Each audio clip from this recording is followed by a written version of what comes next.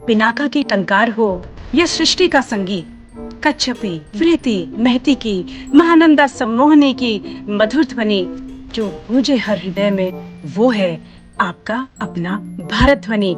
हर इतवार शाम 5 से 7 बजे। सीए सुमित मेहता योग्यता से चार्टर्ड अकाउंटेंट हैं और पेशे से निवेश बैंकर हैं। उन्होंने CNBC बुक्स 18 द्वारा प्रकाशित पुस्तक डायग्नोसिंग GST फॉर डॉक्टर्स के लेखनी भी की है और इसकी तकरीबन 55,000 प्रतियां बिक चुकी हैं। वे Yahoo, First Post, News 18, organiser, Panchjanya, the Sunday Guardian आदि जैसे विभिन्न प्रकाशनों के स्तंभकार हैं, जहां वे मुख्य रूप से अर्थशास्त्र, वित्त और संबंधित मामलों पर लिखते रहते हैं। वे वर्तमान में उस राज्य में एक प्रमुख परियोजना पर राज्य सरकार के सलाहकार हैं और अतीत में कई देशों की सरकारों और वैश्विक कॉरपोरेट्स के साथ मिलकर काम कर चुके हैं। वे नियमित रूप से विभिन्न समाचार चैनलों में उनकी बहसों और चर्चाओं में पैनलिस्ट के रूप में दिखाई देते हैं। और एक बार फिर से कार्यक्रम का सौभाग्य है कि सुमित मेहता जी भारत से जुड़ गए हैं। आइए विलंब न करते हुए आरंभ करते हैं आज की चर्चा। नमस्कार सुमित जी। नमस्कार अपर्णा जी, आपको और आपके सभी श्रोताओं को भारत की आर्थिक राजधानी मुंबई से नमस्कार, जय श्री राम जी। और आपको भी बहुत बहुत नमस्कार, जय श्री राम सर। और आप इतने व्यस्त रहते हैं कार्यक्रम के लिए, आपने समय निकाला, उसके लिए आपको बहुत बहुत आपका आभार और बहुत बहुत धन्यवाद। आपको भी धन्यवाद और आभार कि मुझे आपके शो में आमंत्रित किया जी, और मुझे अपनी बातें रखने के लिए एक मौका मिला है। धन्यवाद आपको भी। जी, बात है ही ऐसे कैसे छोड़ देते हैं आपको? इतनी बढ़िया पकड़ है आपकी। 11 साल बेमिसाल डिस्कस करने हैं आपके साथ। सर, पहले तो सीए दिवस की आपको हार्दिक शुभकामनाएं। धन्यवाद। और सर, पहला जो प्रश्न आपसे पूछना चाहती हूँ वो ये कि सीए जैसी या चार्टर्ड अकाउंटेंसी जैसी कठिन परीक्षा में उत्तीर्ण होने का गुरु मंत्र क्या है सर? मैं इसमें एक ही चीज बोलूंगा, मेहनत करते रहना है। कोशिश करने वालों की कभी हार नहीं होती। तो ऑफ कोर्स मेहनत लगती है, इंटेलिजेंस लगता है, क्योंकि रिजल्ट 2, 3, 4% के ऊपर नहीं आता। लाख लोग बैठेंगे तो 4,000 लोग पास होते हैं। तो इट इज वेरी कॉम्पिटिटिव। लेकिन सबसे हिम्मत की बात यह है कि आपने कोशिश करते रहना है। लोग फेल होते हैं 1 बार, 2 बार, 3 बार, हिम्मत नहीं हारनी है, वो सबसे। और आत्मनिरीक्षण करना है, कहाँ गलती हो रही थी, क्या सुधारना है और क्या इंप्रूव करना है, और काम करते रहना है। That is the important thing जी। और सोशल मीडिया में अपना समय नहीं जाया करना है, कंसंट्रेट करना है, फोकस्ड रहना है। Right sir? फोकस तो रहना ही पड़ता है कहीं भी। हम सिर्फ सीए की पढ़ाई नहीं, इवन करियर में भी हमें फोकस्ड रहना पड़ता है जी। सोशल मीडिया को कितना हम यूटिलाइज करें उसके ऊपर है। आज यूट्यूब पे जितना कंटेंट अवेलेबल है चार्टर्ड अकाउंटेंट स्टूडेंट्स के लिए, इंस्टाग्राम पे छोटे छोटे वीडियोस और फेसबुक पे रील्स अवेलेबल है, हाँ, जिसके अंदर GST के बारे में, इनकम टैक्स के बारे में छोटी छोटी बातें कही जाती है। तो इट टोटली डिपेंड्स जी। आपने कितने आपको अगर डायबिटीज है तो भी आप थोड़ा बहुत लड्डू और पेड़े खा सकते हैं। आपने कितना खाना चाहिए वो आपके ऊपर है। Right, got it sir. बिल्कुल, बहुत सुंदर बात कही है आपने। और आशा करूंगी कि जितने हमारे लिसनर्स हैं और स्पेशली जो हमारी जो युवा जो श्रोतागण है वो उन्होंने अवश्य ध्यान दिया होगा आपकी बात पर। आरंभ करती हूँ इस प्रश्न से कि प्रधानमंत्री नरेंद्र मोदी ने 2014 में जब देश की कमान संभाली सर, तब जीडीपी 2.1 लाख खरब अमेरिकी डॉलर थी और वित्त वर्ष 2025 में ये बढ़कर 4.2 खरब अमेरिकन डॉलर हो गई है। आप इस भारत को, चूंकि कि हमारा विषय यही है जो इकोनॉमिक ग्रोथ है भारत की, और मीटियोरिक राइज ही कहेंगे इसको, क्योंकि हम लोग फ्रेजाइल 5 थे, आज फॉर्मिडेबल 5 में बैठे हुए हैं। तो चाहूँगी सर आप अपनी चार्टर्ड अकाउंटेंट की निगाह से, और चूंकि कि आप सब्जेक्ट मैटर एक्सपर्ट हैं सर, तो आप हम लोगों को कृपया बताइए कि ये हम लोग 2014 से 2025 को हम लोग कैसे देखें और भारत के परिप्रेक्ष्य में आप इसको कैसे देखते हैं? मैं इसको जब देखता हूं तो मैं इसको वाजपेयी जी ने जब सरकार हैंडओवर की कांग्रेस को, वहां से मैं इसको परिप्रेक्ष्य में देखना चाहता हूं, क्योंकि तो हमें एक फुल पिक्चर मिलता है 10-10 साल कैसे चले थे। अब जब वाजपेयी जी ने देश संभाला था, लास्ट में 7.9% के जीडीपी ग्रोथ के साथ सरकार बदली थी और कांग्रेस ने सत्ता हाथ में ली थी। अब इकोनॉमी की जो चीज होती है, इसमें कंटिन्यूअस या तो ग्रोथ होता है, डिसिलरेशन होता है, या तो रिवाइवल होता है। यानी अगर मैंने आज धक्का मार दिया है तो इनर्शिया के कारण भी थोड़े टाइम तक तो गाड़ी चलती रहेगी। हम साइकिल पे भी पैडल मारते तो बीच में हम पैडल छोड़ देते तो भी साइकिल चलते रहती है। तो और थोड़ा कुछ किया तो स्पीड बढ़ भी जाती है। तो वाजपेयी जी ने जो इकोनॉमिक मॉडल सेट किया था, और मैंने वो वाजपेयी जी के जो ऑबिच्यूरी लिखी थी, मैंने स्वराज्य ने छापी थी, उसमें भी मैंने लिखा कि ये जो पूरा इकोनॉमिक ग्रोथ का मॉडल है, इवन मोदी जी अभी जो कर रहे हैं, the model was set by Vajpayee ji. तो 1998 से 2004 में जो मॉडल था वो मोदी जी ने आगे कैरी फॉरवर्ड किया। अब यहां से हमने परिप्रेक्ष्य में हमने बिल्टअप करना है ये पूरा अंडरस्टैंडिंग। तो जब गवर्नमेंट आई, वहां से उन लोग ने हाईएस्ट ग्रोथ जो किया था वो 2007 में कांग्रेस ने 9.5% का ग्रोथ किया। उसके बाद में उतना बड़ा नंबर उनके लाइफ में कभी नहीं आया है। And I am not politicising, I am just giving you numbers. Problem हुआ कांग्रेस के टाइम में, वाजपेयी जी के कुछ पॉलिसीज का रिवर्सल चालू हुआ और वहां से इकोनॉमिक डिक्लाइन शुरू हुई। जैसे वाजपेयी जी का मॉडल था केपेक्स करो, रास्ते बनाओ, ब्रिजेस बनाओ, डैम बनाओ। डैम ऑफ कोर्स कुछ उतना प्लान नहीं हुआ था, लेकिन रास्तों पे बहुत बड़ा फोकस रहा था। और वहां से ट्रिकल डाउन इफेक्ट में जीडीपी बढ़ती है, क्योंकि एक अगर रास्ता बनाना आप बनाओगे, 10,000 किलोमीटर के रास्ते बनाते हैं, तो वाजपेयी जी के टाइम में रफली 5 से 6 करोड़ रुपया 1 किलोमीटर का लगता था।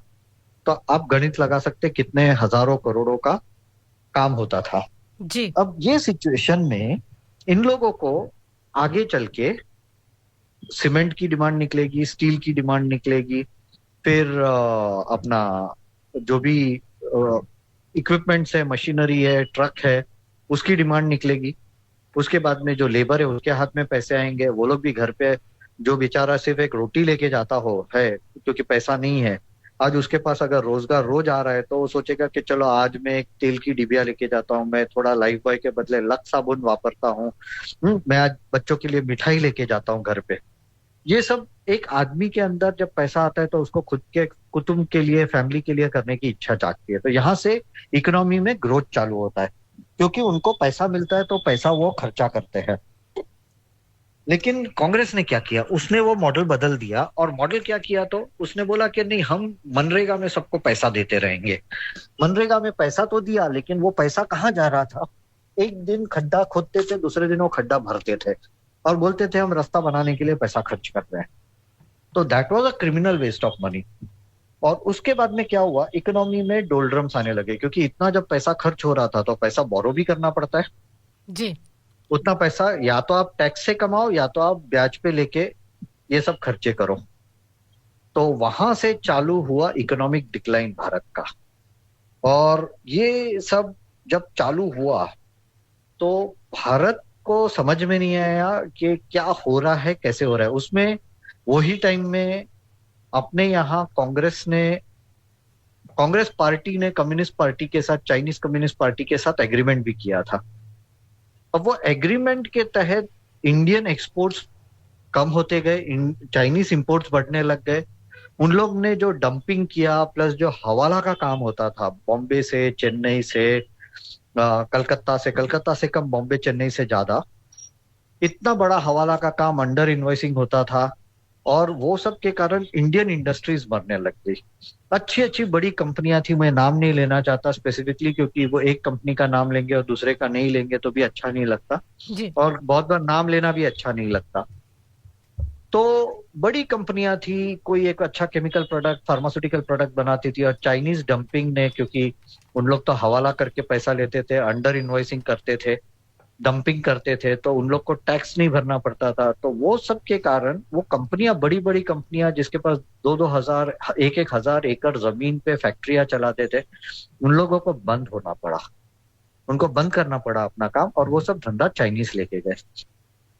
ओके, और यहाँ से कहानी चालू हो जाती है इकोनॉमिक डिक्लाइन की, और उसके बाद में पैसा बोरो किए जा रहे हैं, एक्सपोर्ट कम हो रहा है, इंपोर्ट ज्यादा हो रहा है, तो हम लोग का बैलेंस ऑफ ट्रेड जो अपना पेमेंट है, क्योंकि अगर मेरी आय कम है और मेरे खर्चे ज्यादा है तो बाकी के पैसे मैं कहाँ से लाऊंगा, अगर मेरा इंपोर्ट ज्यादा है और एक्सपोर्ट कम है तो मैं बाकी के पैसे कहाँ से लाऊंगा। तो यहाँ से हमारा फ्रेजाइल 5 के तरफ जाने का सिस्टम चालू हो गया, क्योंकि हमारे पास फिस्कल डेफिसिट थी, हमारे पास साइमल्टेनियसली ट्रेड डेफिसिट थी, ये ड्यूअल डेफिसिट के बीच में हम फंस गए। इन्फ्लेशन चालू हो गया, इन्फ्लेशन भी बढ़ गया। अगर मैं आपको डेटा दूं इन्फ्लेशन का, जी तो 2004 में जब वाजपेयी जी की सरकार थी 3.8% का सीपीआई था, ओके, और कांग्रेस के टाइम में 2010 में 2008 में 8 तक वो बढ़ के 2005 में 4.2, 2006 में 5.8, 2007 में 6.4, 2008 में 8.3, 2009 में 10.9, 2010 में 12%, 2011 में 8.9%, 2012 में 9.3, 2013 में 10%, और 2014 में इलेक्शन ईयर था इसलिए उन लोग ने कंट्रोल किया 6.7। यानी सोचिए जब वाजपेयी जी ने सरकार दी तब 3.8% सीपीआई कंज्यूमर इन्फ्लेशन था, वो बढ़ के 10% तक चला गया था, 12% तक चला गया था। इतना इकोनॉमिक मिसमैनेजमेंट हुआ था देश में। यानी आप सोच सकते हैं कि मोदी जी ने जब सरकार हाथ में ली तो ऐसा सिचुएशन था, अगर मैं आपको एक उदाहरण देना हो आपके दर्शकों के लिए, कि पेशेंट बेचारा एकदम आईसीयू में है, कोमा में जाने वाला है, उस वैसा पेशेंट अगर कोई डॉक्टर को और सर्जन को मिले और वहां से उसने ट्रीटमेंट चालू करनी हो तो कैसी हालत हो जाती है। तो वहां से चालू हुआ है पूरा economic growth story. Double deficit, high inflation, इसके साथ में हमें देश मिला था, और एक फॉरेन इन्वेस्टमेंट बैंक है, मल्टीनेशनल इन्वेस्टमेंट बैंक है, उसका ही रिपोर्ट था फ्रेजाइल 5 का, कि फ्रेजाइल 5 इकोनॉमी में भारत को डाल दिया था कांग्रेस ने अपने 10 साल में। वहां से हम लोग ने इंपोर्ट में, आपको और एक अच्छा डेटा देना चाहूंगा, 2014 में जब मोदी जी ने सरकार हाथ में ली उसके पहले हमारे इंपोर्ट्स 617 अरब डॉलर के थे, 617 बिलियन डॉलर्स के इंपोर्ट्स थे। एक्सपोर्ट्स हमारे 462.9 बिलियन डॉलर्स के थे। यानी 100 billion dollars, 150 odd billion dollars का हमारा ट्रेड डेफिसिट था। आपको और हर एक भारतीय को खुशी होगी ये जान के कि आज पता है 2025 में हमारे एक्सपोर्ट्स रफली 821 बिलियन डॉलर्स के रहेंगे और हमारे इंपोर्ट्स रफली 720 बिलियन डॉलर्स के। यानी फ्रॉम 150 करोड़ का trade deficit to 100 billion dollar trade surplus is what we have achieved in 11 years। वाह जी। और 100 बिलियन यानी आप पकड़िए 10,000 करोड़ डॉलर, 80 के भाव पे भी इट इज 8 लाख करोड़ रुपए का ट्रेड सरप्लस आ रहा है हमारे हाथ में आज के तारीख में जी। This is the kind of growth we have achieved in 11 years। और जो हम बोले कि 11 साल बेमिसाल अगर बोलना है तो this is the brief background के नंबर्स के साथ, क्योंकि एक चार्टर्ड अकाउंटेंट को नंबर्स बोले बिना कंफर्ट नहीं आता कि बात कैसे रखे, इसलिए मैं आपको ये नंबर्स के साथ बता रहा हूँ कि इस तरह का ग्रोथ हमने किया है जी। तो this has been a difficult process. लेकिन आज आप देखिए हमारा ट्रेड सरप्लस है, 100 बिलियन डॉलर का ट्रेड सरप्लस आ रहा है हमारा। आज हमारा इन्फ्लेशन आप देखिए, मोदी जी के टाइम में, सिर्फ कोविड के टाइम में अपना इन्फ्लेशन डेफिनेटली बढ़ा, लेकिन मोदी जी ने वो जो 6.7 था वहां से कंट्रोल करके 4.9% लेके आए 15-16 में। वहां से सिर्फ थोड़ा बढ़ा है अप टू 6.6 इन 2020 जब कोविड टाइम था। 22 में ऑफ कोर्स 6.7 तक गया था, यानी वो पूरा जो 2 साल का पीरियड था। और अब वापस 25 में वो एस्टिमेटेड 3.3 के आसपास लेके आ रहे हैं। 5.5 तक तो आ ही चुका है 24 में। तो मोदी जी ने फोकस किया कि भैया इन्फ्लेशन कम करना है, और वहां उसने फोकस करके इन्फ्लेशन कम करने पे फोकस किया, और today we are standing at around estimated 3.3 annualise inflation. दूसरा देखिए, एक्सपोर्ट का तो मैंने आपको बोला, $100 बिलियन का ट्रेड सरप्लस दिखाई दे रहा है। उसके ऊपर से देखिए किस तरह से हमारा इकोनॉमिक ग्रोथ के लिए जो टैक्स बेस बढ़ाना था वो बढ़ाया है, जीएसटी लेके आए। उसके बाद में इनकम टैक्स में कंप्लायंस इतना स्ट्रांग कर दिया। ऑफ कोर्स हम सीएस को काफी तकलीफ बढ़ गई है जीएसटी के कारण, लेकिन वो अलग बात है कि कुछ अच्छा होता है तो कुछ तकलीफ भी होती है। सब कुछ अच्छा ही नहीं होता लाइफ में, कुछ तकलीफ भी उठानी पड़ती है जी, ना। हाँ जी, हाँ जी, तो ये तो रहता ही है लाइफ में। जी, लेकिन ये सब अचीवमेंट करके आज we are amongst the top 5 economies in the world. And अगर दूसरी हम बात बोले, today we are the fastest growing economy. 10 साल पहले China was the fastest growing economy, आज अपनी इकोनॉमी चाइना से ज्यादा फास्ट जा रही है। We should be proud of that. जी, एब्सोल्युटली, एब्सोल्युटली, जी, जी, so this is the transition from fragile 5 to formidable 5। Right. और ये आपसे पूछूंगी कि जब हम देखते हैं कि भारत ने 88 एयरपोर्ट 10 साल में बनाए हैं, तो अगर उसको कैलकुलेट करेंगे सर, तो हर 40 दिन में एक एयरपोर्ट दिया है भारत को। इसको आप कैसे मैं देखते हैं? इसकी ये वाली ग्रोथ को समझाइए कृपया। और जब एयरपोर्ट्स ऐसे बनते हैं तो क्या हम लोग किस दिशा में जा रहा है भारत? ये मोदी जी ने मैं मोदी जी को ट्रैक करने लगा, मोदी जी का career as a CM track करने लगा 2007 में, जब एक New York stock exchange listed company का मैं डायरेक्टर था, capital markets, India capital markets का। और वेस्टर्न इंडिया पूरा मेरे पास था, तो गुजरात मेरा रेगुलर आना जाना रहता था। और ऐसे लोगों के साथ काम किया है जिसका कांग्रेस के साथ बहुत ही घनिष्ठ संबंध थे, उनके लिए पैसे रेज किए हैं। तो उनके साथ भी जब प्राइवेटली बैठते थे उनके चेम्बर में, और गुजराती में जो ऐसे खाना खाने के वक्त या नाश्ता करते वक्त ऐसी गप्पे लड़ाते थे, तो जो एकदम यानी कट्टर कांग्रेसी है। ऐसा नहीं है कि वो हमें छुपाएंगे कि हम कांग्रेसी नहीं है, हम कांग्रेस के सपोर्टर्स है, हमारे कांग्रेस के ये नेता के साथ घनिष्ठ संबंध है। ऐसे लोग बोलते थे नरेंद्र भाई ने बहुत अच्छा काम किया है, ये बहुत अच्छा काम किया है, उन लोग प्राइवेटली हमें बताते थे मुझे। तो तब से मैं अगर मोदी मॉडल, मैं इसको मोदी मॉडल बोलता हूँ, of course it is inspired by Vajpayee ji, लेकिन मोदी जी का स्ट्रेटेजी क्या था कि कनेक्टिविटी बिल्ड करो फॉर ट्रेड। ऑफकोर्स एक गुज्जू बनिया है और अहमदाबाद का पानी पिया है। हम गुजराती में भी बोलते हैं जो अहमदाबाद का पानी पीते हैं ना, उससे ज्यादा इंटेलिजेंट कोई नहीं होते। तो अब मोदी जी ने तो हाँ जी, साबरमती के पानी में वो एक अलग करिश्मा होता है। जी, हाँ, कि उन लोग तो मोदी जी और अमित शाह जी दोनों ने वो पानी कितने सालों तक पिया है जी, साबरमती का। तो उन्होंने क्या किया, अब जैसे डांग और वो सब डिस्ट्रिक्ट्स थे, वहां तक कनेक्टिविटी के रास्ते नहीं थे, अब वो सब ट्राइबल डिस्ट्रिक्ट्स, उन्होंने बराबर रास्ते बनाए और वहां से केले आने लग गए मार्केट तक, नुकसान हुए बिना, और उन लोगों की इनकम बढ़ने लग गई। वहां के जो फार्मर्स थे, जिनके पास केले के बागान थे, उनके मार्केट में माल जल्दी आने लग गया, उनका नुकसान कम होने लग गया क्योंकि रास्ता अच्छा था, उनको ज्यादा दाम मिलने लगा। अब आप देखिए 88 एयरपोर्ट जो बने हैं, वो उसका बेसिक आइडिया वाजपेयी जी का है कि आप इंफ्रास्ट्रक्चर डालो, क्योंकि आप एयरपोर्ट बनाओगे तो 1000 करोड़ 2000 करोड़ रुपए का खर्चा होगा मिनिमम।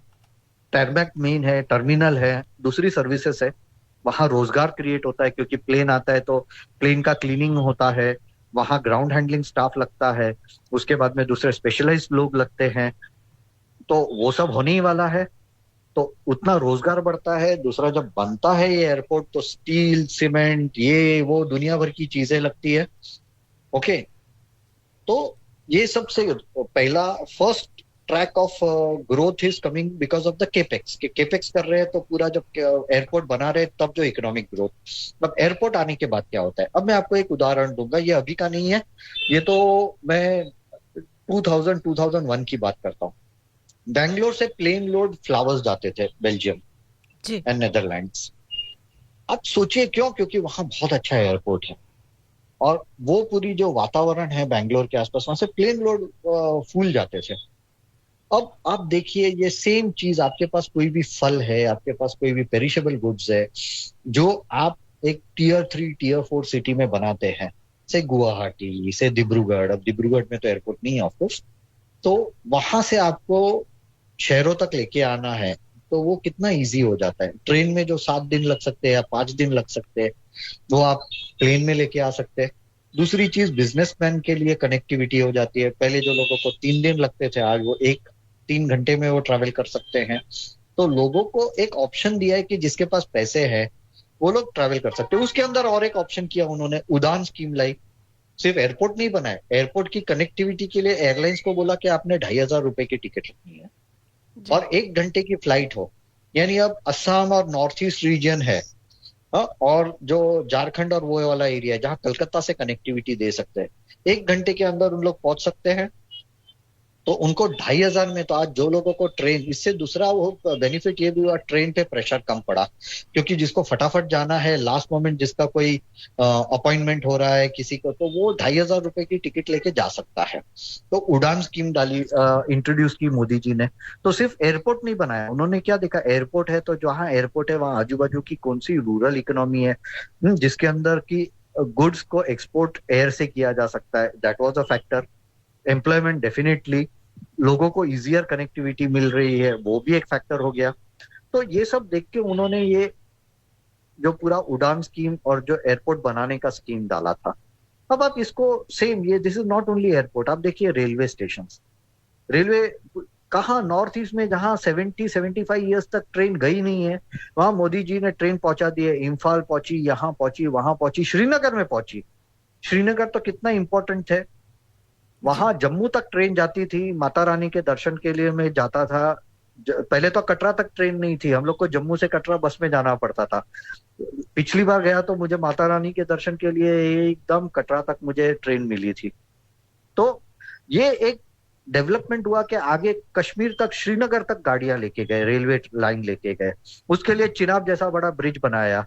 यानी this is the way you connect the innermost part of the country which was totally disconnected from the mainland to the mainland। आपने उसको इंडिया के अंदर शामिल किया। इससे बड़ी चीज क्या हो सकती है? और इसके अंदर क्या फायदा हुआ? आज अब कश्मीर का जो एक व्यापारी है वो सीधा दिल्ली तक पहुंच सकता है। वो दिल्ली से डायरेक्टली आके उसको जम्मू आना या फिर फ्लाइट पकड़ना वो जरूरत नहीं पड़ती। लोगों को अल्टरनेटिव मिल गया। मैं एक बार जब श्रीनगर गया था, मैं एयरपोर्ट देख के डर गया था। अब मैंने सुना एयरपोर्ट भी बहुत अच्छा हो गया, एक्सपेंड किया है and everything. So this is required और वो किए जा रहे हैं क्योंकि this is part of the capex. मैं आपको एक डेटा देना भूल गया। जी जी, कोई बात नहीं। जब हम ये तरह का केपेक्स करते हैं ना, तो अगर मैं 1 लाख करोड़ रुपया केपेक्स में डालता हूं, तो एक IIM का स्टडी है, सिर्फ रस्तों की बात करते हैं, कि 1 लाख करोड़ रुपया अगर मैं रस्ते बनाने में डालता हूं, ओके, राइट, यानी 20 करोड़ का आज एवरेज है। 4 लेन रोड कॉन्क्रीटाइज का 20 करोड़ का एवरेज है रफली, ओके जी। तो उसमें इम्पैक्ट है कि 1 लाख करोड़ के सामने 3.3 लाख करोड़ रुपीस का GDP ग्रोथ आता है उसमें से, नेट टोटल जी। अब उसके सामने ही अगर मैं 1 लाख करोड़ रुपया सिर्फ लोगों में बांटूंगा तो सिर्फ 1 लाख करोड़ का ही GDP ग्रोथ आएगा, क्योंकि उन लोग जो खर्चा करेंगे उतना ही GDP बनेगा। तो ये केपेक्स इज अ मल्टीप्लायर, और ये मल्टीप्लायर ग्रोथ है। ये IIM का ही स्टडी है रोड्स के बारे में। ये सेम एयरपोर्ट्स, रेलवे, सबके लिए ये लागू पड़ता है। हाँ, सिर्फ नंबर थोड़ा आगे पीछे होगा, ओके तो इस तरह से भी इकोनॉमिक ग्रोथ मोदी जी ने अचीव किया है। So this is a very beautiful model जिसके अंदर क्रिमिनल वेस्ट नहीं होता, और साथ ही साथ हम लोग इकोनॉमिक ग्रोथ अभी के लिए नहीं कर रहे हैं, हम लोग दूसरे 50 साल के लिए इकोनॉमिक ग्रोथ कर रहे हैं। क्योंकि इंफ्रास्ट्रक्चर आज हम डाल रहे हैं, ये इंफ्रास्ट्रक्चर चलेगा 50 साल तक, ये इंफ्रास्ट्रक्चर आज खत्म नहीं हो जाएगा। तो आज मैं इसका एक उदाहरण दूंगा जी। जैसे 1960s में जब नेहरू जी प्राइम मिनिस्टर थे, तब उन्होंने ब्रिजेस बनाए थे, डैम्स बनाए थे, पावर प्लांट बनाए थे, स्टील प्लांट डाले थे। जी। तो वो पूरा जो 60s का मिड 50s से लेके 60s तक का पूरा जो 10-15 साल थे, उसमें बहुत केपेक्स हुआ। अब वो केपेक्स का बेनिफिट बाद में चालू हुआ, ओके क्योंकि आप बढ़ता है। अगर आप आज बच्चों को सिखाएं कि भाई कैसे लिखना है, वो कैसे पढ़ना है, तो आगे वो जाके 5 साल के बाद उसका बेनिफिट मल्टीप्लाई होता है। वो सेम इसमें हो रहा है। तो मोदी जी आज जो कर रहे हैं ना, आज जो इंफ्रास्ट्रक्चर हम देख रहे हैं, हम बोल रहे हैं कि इतना टैक्स भरना पड़ रहा है, डेफिनेटली हमें भी पिंच होता है कि टैक्सेस आर वेरी हाई, लेकिन इसका बेनिफिट हमें 5 साल 10 साल मोदी जी के ना रहने के बाद भी हम देखेंगे कि अरे ये वाला जो इन्वेस्टमेंट हुआ था उसका आज रिटर्न आ रहा है। जी। जो गांव के साथ रास्ते बने हैं, जो आज जहां उड़ान स्कीम में आज एयरपोर्ट बने हैं, वहां से जब वहां के जो पेरिशेबल गुड्स बॉम्बे तक, दिल्ली तक, कलकत्ता और चेन्नई तक आने लगेंगे, एक्सपोर्ट होने लगेंगे इजीली, वहां मार्केट क्रिएट होगा। तो वहां जो वेल्थ बनेगी वो किसके कारण बनी है? वो एक एयरपोर्ट के कारण बनी है, उड़ान स्कीम के कारण बनी है। जो अगर इम्फाल में एक रेलवे स्टेशन बना और डायरेक्ट ट्रेन की कनेक्टिविटी हुई, उसके कारण जो इकोनॉमिक ग्रोथ हो रहा है वो किसके कारण हुआ है? वो ट्रेन कनेक्टिविटी के कारण। तो this is not something which is 1 year 2 year, it is a 50 year thing which happens. Modi ji 1-2 साल के लिए, खुद के 5-10 साल के टर्म के लिए नहीं सोच रहे हैं, वो जो देख रहे हैं कि कैसे मैं 50 साल के बाद भी मेरे कार्य जिंदा रहे और मैं मेरे कार्यों के थ्रू जिंदा रहूं। जी, और भारत की निरंतर तरक्की और आगे की ओर अग्रसर रहे भारत। सर, ये आपसे पूछूंगी कि ये जो बताया जा रहा है कि ये पर पर्सन जो डेट भी बढ़ गई है, और वो बता रहे हैं कि जो लेटेस्ट रिपोर्ट आई है रिजर्व बैंक ऑफ इंडिया की, उसमें बता रहे हैं कि जो 3.9 lakhs ऑफ रुपीस थी मार्च 2023 में, तो वो बता रहे हैं कि अब वो 4.8 lakhs है मार्च 2025 में। तो आप आप कैसे समझाएंगे हम लोगों को? और बिल्कुल अगर आप बिल्कुल आसान शब्दों में अगर आप समझा पाए कि ये डेट पर पर्सन क्या है, ये बढ़ क्यों रही है, और इसके लिए भारत सरकार क्या सोच रही है? अब डेट का 2 लेवल है। एक तो पर कैपिटा डेट, क्योंकि अगर एक देश ने बोरोइंग किया है, जी, जैसे हम लोगों ने रास्ते बनाने के लिए बोरोइंग किया है, हम लोगों ने एयरपोर्ट बनाने के लिए बोरोइंग किया है, NHAI ने बहुत बड़ा बोरोइंग किया है, उसमें कोई ना नहीं है, बहुत ज्यादा बड़ा। तो एक लेवल के बाद तो Modi ji had to also put pressure के नहीं इससे ज्यादा अब नहीं कर पाएंगे। बैंक्स ने, फिर LIC और उन्होंने, फिर प्राइवेट इन्वेस्टर्स ने, सब लोग ने हेवी बोरोइंग किया था। तो दैट इज वन एस्पेक्ट। तो ये हमने ये एंगल से देखना है कि पर कैपिटा डेट में ये देखिए कि उसका एंड यूज क्या है। अगर मैं आपको इसका उदाहरण दूं, मैंने आज, मेरी इनकम से 5 लाख रुपया है और मेरे पे 50 लाख का लोन है जी, और वो 50 लाख के लोन के सामने, वो 50 लाख का लोन मैंने लिया है एक घर खरीदने के लिए, जिसकी वैल्यू, ये लोन मैंने 5 साल पहले लिया था, तब ये शायद 60 लाख रुपए की लोन थी, मैंने रिपे करके आज 50 लाख की हो गई है। और मेरे सामने जो प्रॉपर्टी है उसकी वैल्यू से 85 लाख है, से 60 लाख रुपया ही है, बड़ी नहीं है 5 साल में। तो मेरी 50 लाख की लोन है, लेकिन उसके सामने मेरे पास 60 लाख की असेट भी है। मैं अगर असेट क्रिएशन के लिए लोन लेता हूं और उसके सामने वो असेट का यूटिलाइजेशन हो रहा है, उससे इनकम आ रही है, देन इट मेक सेंस।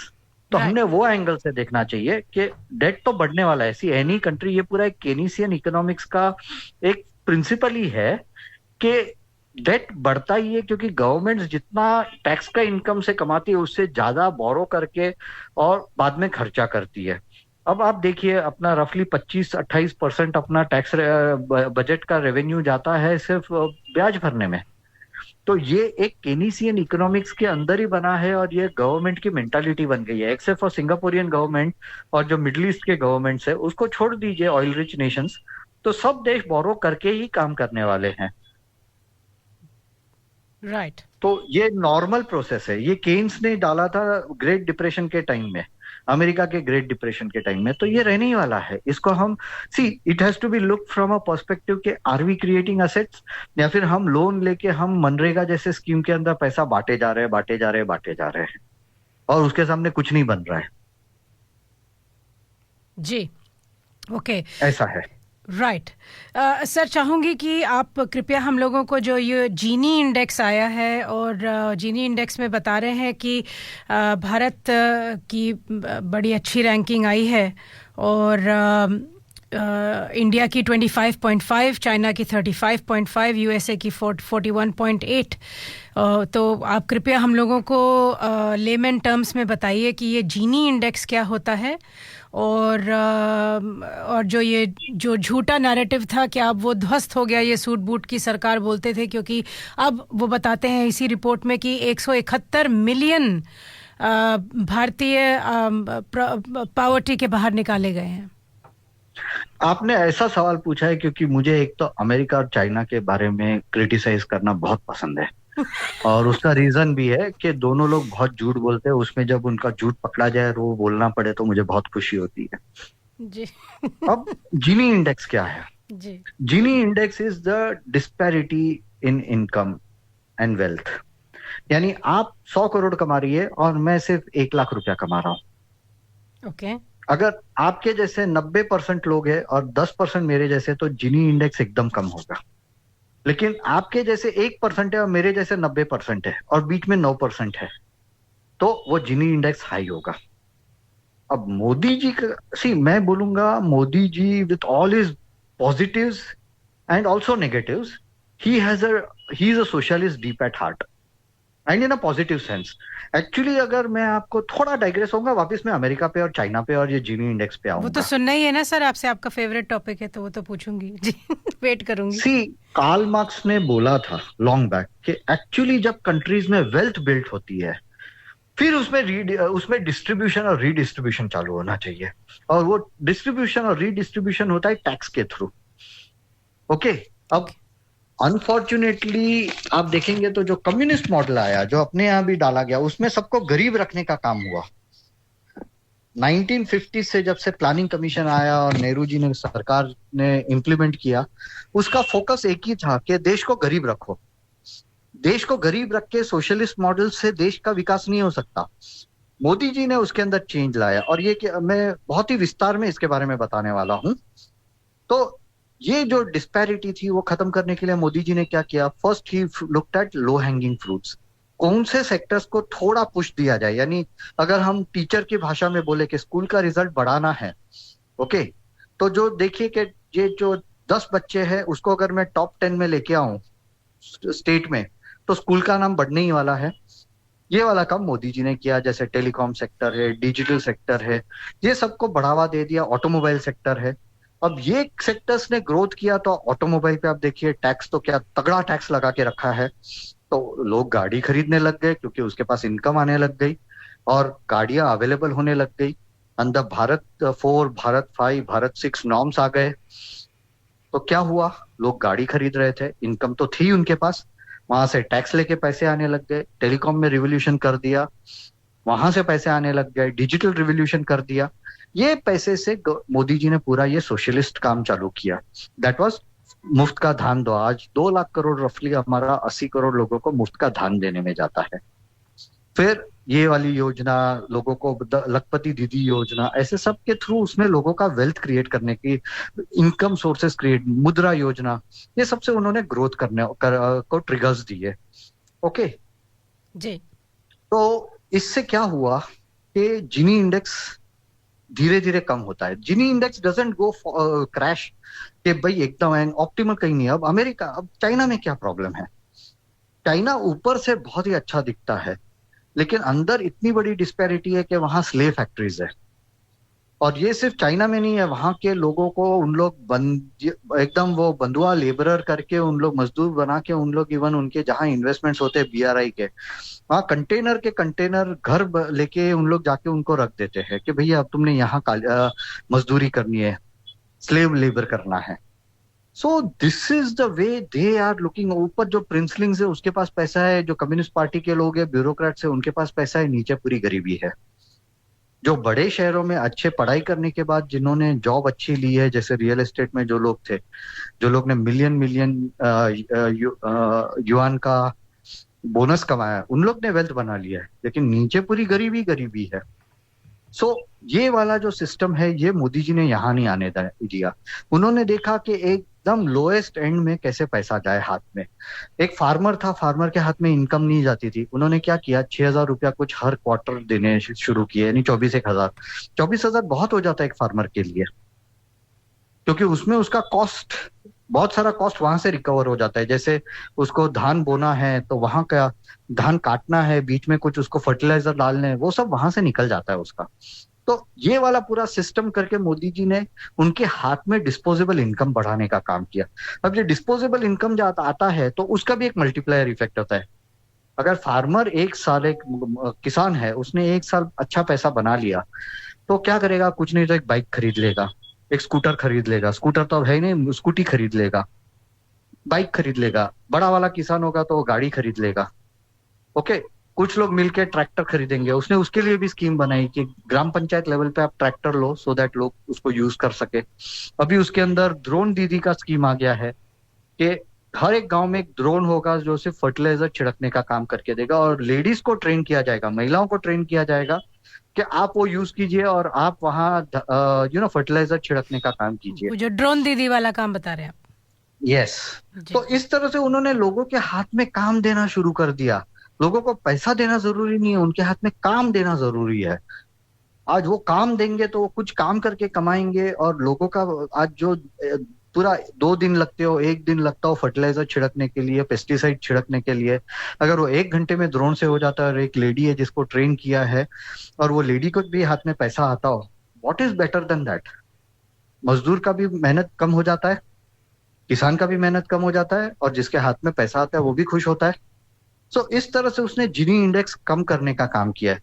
और America is a crony capitalism, real crony capitalism तो अमेरिका में है, इतना हाई है क्योंकि वहां एक्चुअली उन लोग बात बड़ी बड़ी करते हैं सब डिस्पैरिटी की, इनकम डिस्पैरिटी ये वो, लेकिन वहां एक सेक्शन बहुत पैसा कमाता है और दूसरे लोग जो 70s में अप टू 80s जो एक अमेरिकन ड्रीम था कि लोग घर खरीद सकते थे, अच्छा घर के अंदर 2 3 4 बच्चों के साथ रहेंगे, बीवी को नौकरी नहीं करनी पड़ेगी, आज क्या हो गया है? आज उन लोग घर नहीं खरीद पा रहे हैं, आज बच्चे नहीं पैदा कर पा रहे हैं, और काम करना पड़ रहा है दोनों को, सिर्फ उनके खुद के खर्चे और सब कुछ मैनेज करने के लिए। That is the kind of situation of America. Right. So this is how he brought it with socialist measures. See, Gini index कम करना हो तो you have to implement socialist measures. कुछ अच्छे भी होते हैं, कुछ गलत भी है, जैसे लाडली बहना योजना है, महाराष्ट्र में लाड़की बहन योजना है, they are totally wrong. I cannot support those kind of ideas.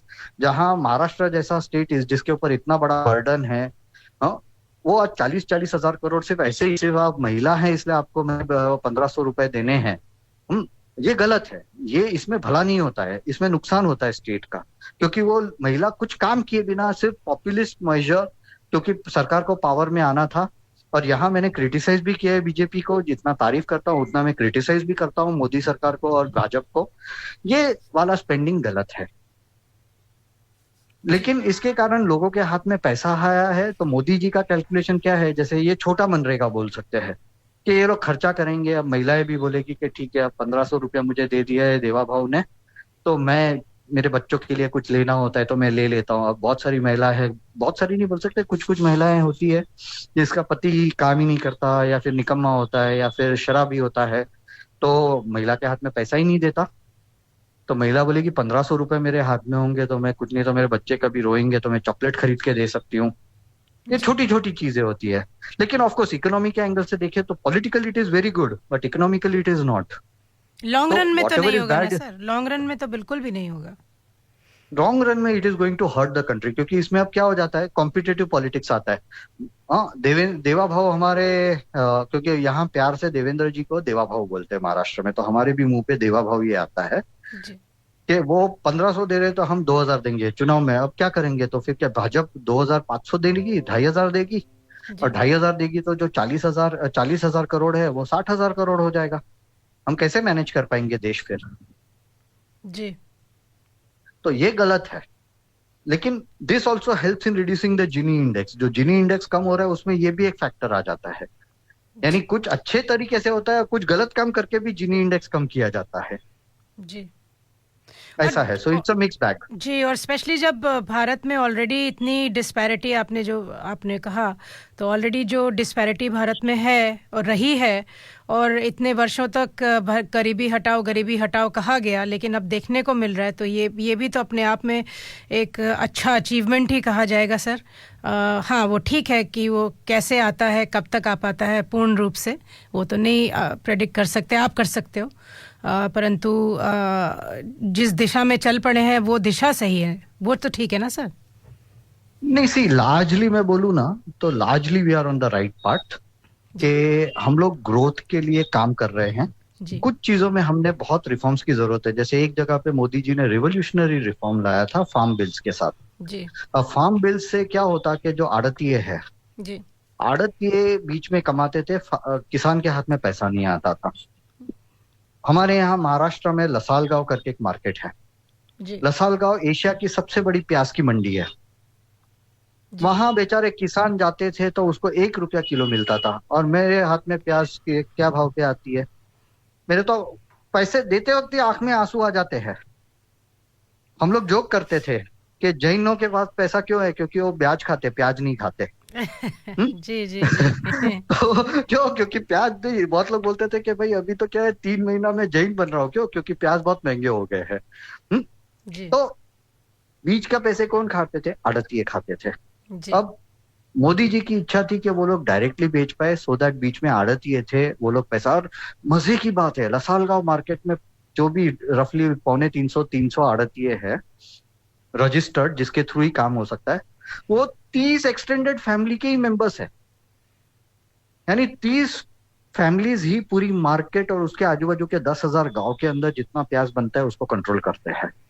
तो मतलब अब इससे यहाँ ज्यादा यहाँ पर भी परिवारवाद आ गया, पॉलिटिक्स में तो था हाँ ही, यहाँ पर भी परिवार। अच्छा ओके। हाँ, और वो सब जो भी प्याज वाले हैं उसका कनेक्शन एक ही बड़े धुरंधर नेताजी के साथ है।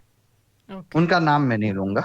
जी जानते हैं ओके, सर, आवश्यकता नहीं तो सब जी तो इस तरह से पूरा जो गलत काम हो रहा था उसको रोकने के लिए, लेकिन बाद में आपने देखा शिंगू बॉर्डर, टिकरी बॉर्डर पे क्या हुआ, दिल्ली में दंगे हुए और मोदी जी को वापस लेना पड़ा बिल।